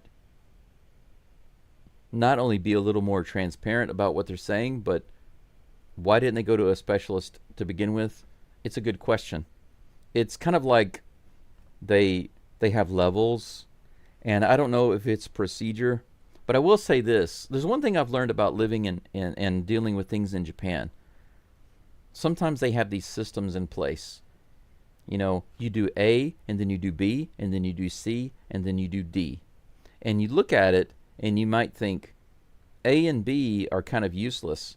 Why waste time doing A or B? Why not just go straight to C? And if you need to, then you can go to D. But the answer that you often get in Japan is, but that's the procedure. Those are the rules, or that's the way it's supposed to be done. That's the way it's set up. But to somebody like me, what you could say is a Westerner. I won't say just an American, because I know many Westerners, like even Europeans and Australians and some other people who think the same way, which is we don't understand why certain systems are followed when those procedures and those systems are unnecessary, you know? And one of the key differences is that if you ask a typical American, why do I have to do A and B if these are unnecessary? Why can't I just go to C, and then if I need to D, right? And I think most Americans would say, yeah, I understand, and I agree with you, but unfortunately we can't skip A and B because that's the policy. And I agree with you that it's a silly policy, but that's the way it is. Or maybe we'll at least say, I'm not really sure. You bring up a good point. I'm not really sure why that's the policy, and I agree with you. It kind of makes sense that you could just skip to C, but you know, for some reason we have that policy. The typical average American or Westerner will actually express it that way, whether it's in a government office or a store or a shop or wherever you are. Most Westerners kind of think this way, but in Japan there's a very, very strong need to not, or there's a strong unspoken rule about, you know, openly and directly speaking your opinion, especially with people you don't know very closely. So even if Japanese agree with you on the inside, maybe in their mind they agree with you. Maybe they even think it's a stupid rule, right? If you say, this rule makes no sense, maybe inside they're thinking, I agree, it's very stupid and it makes no sense and we should change it. But they won't actually say that. So if you can actually get a Japanese person to say, I understand what you're saying, and yes, I agree with you, it doesn't really make sense, but unfortunately that's the rule and there's not much I can do about it. If you can actually get a Japanese person to say that, that's actually a lot more than what they will usually say. They usually just say, sumimasen, sumimasen, gomenasai. It just means, I'm so sorry, I'm sorry. You know, it's just the way it is. You just have to kind of accept it and move on. So when it comes to why wouldn't they send Yordan Alvarez to a specialist in the beginning or from the start? Is it procedural?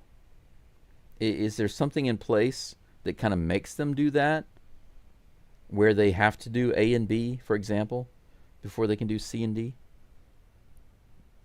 Or are they just unnecessarily wasting time?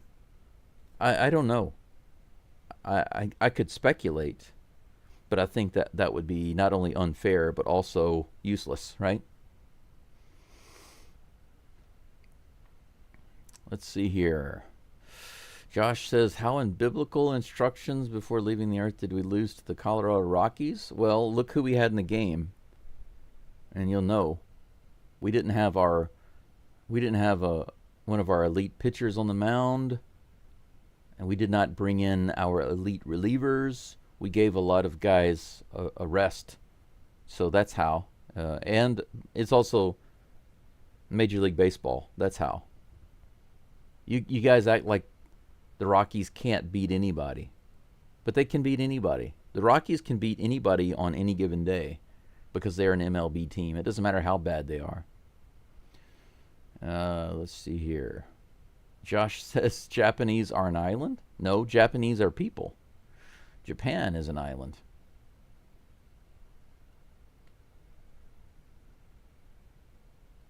Braden says, when do you start the game tomorrow, your time?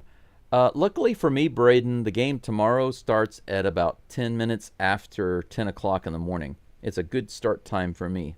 That means that I can get a nice amount of sleep and get up and still have probably a few hours in the morning to do whatever I need to do here and then start the game. So I'll probably be starting the game maybe 5 minutes before 10, maybe 10 or 15 minutes before the start of before the first pitch.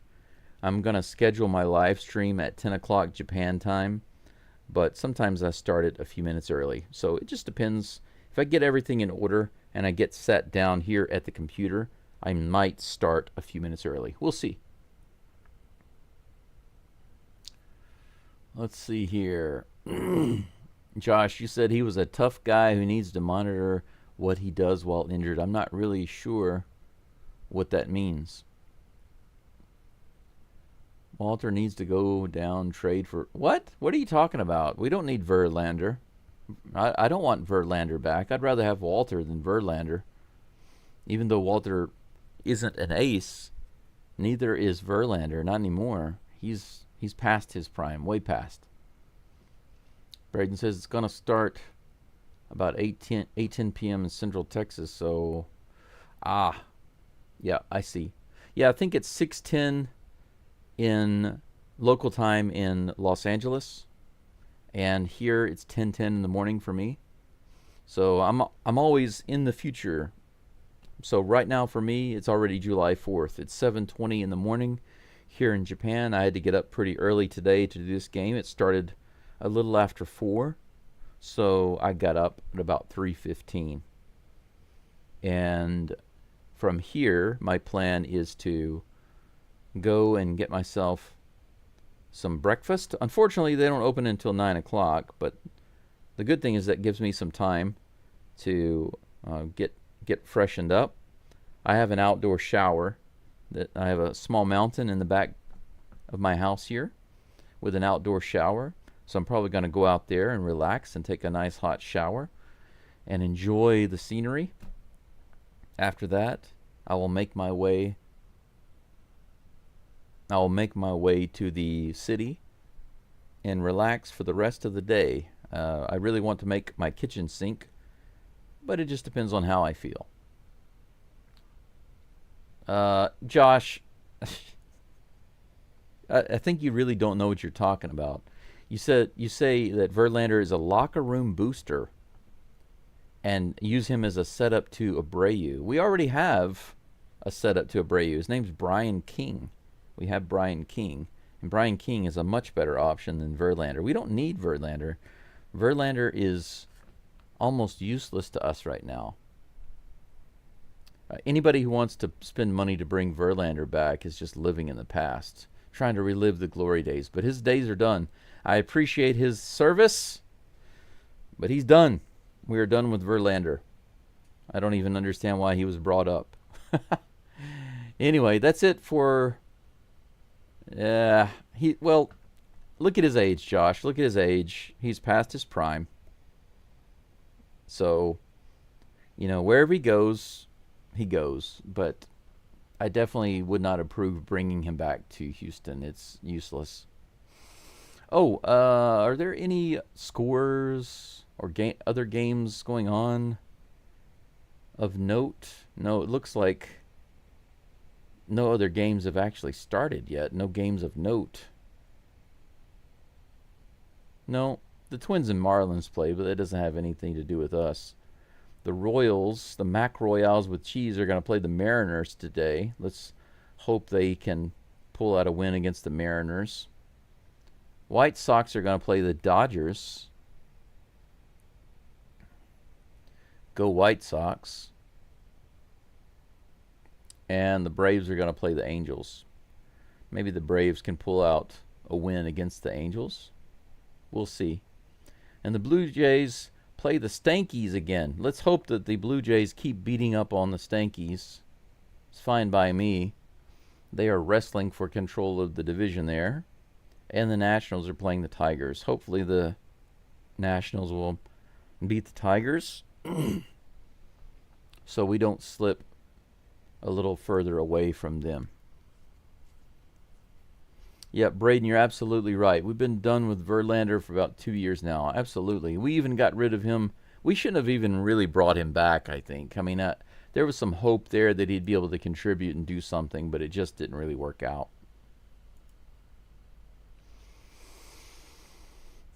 Yeah, Josh, we already know about that. We discussed that. McCullers is scheduled to start, but I don't understand why. Personally, I don't understand why. Caesar, thank you very much. See you tomorrow. Go STROS. Thank you all for being here. Thank you for the likes. Thank you for the subs.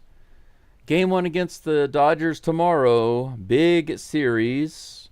Looking forward to that. Let's hope for the best. Expect the best. And have a wonderful morning, afternoon, or evening, wherever you are in this world. Until tomorrow, go STROS. Bye.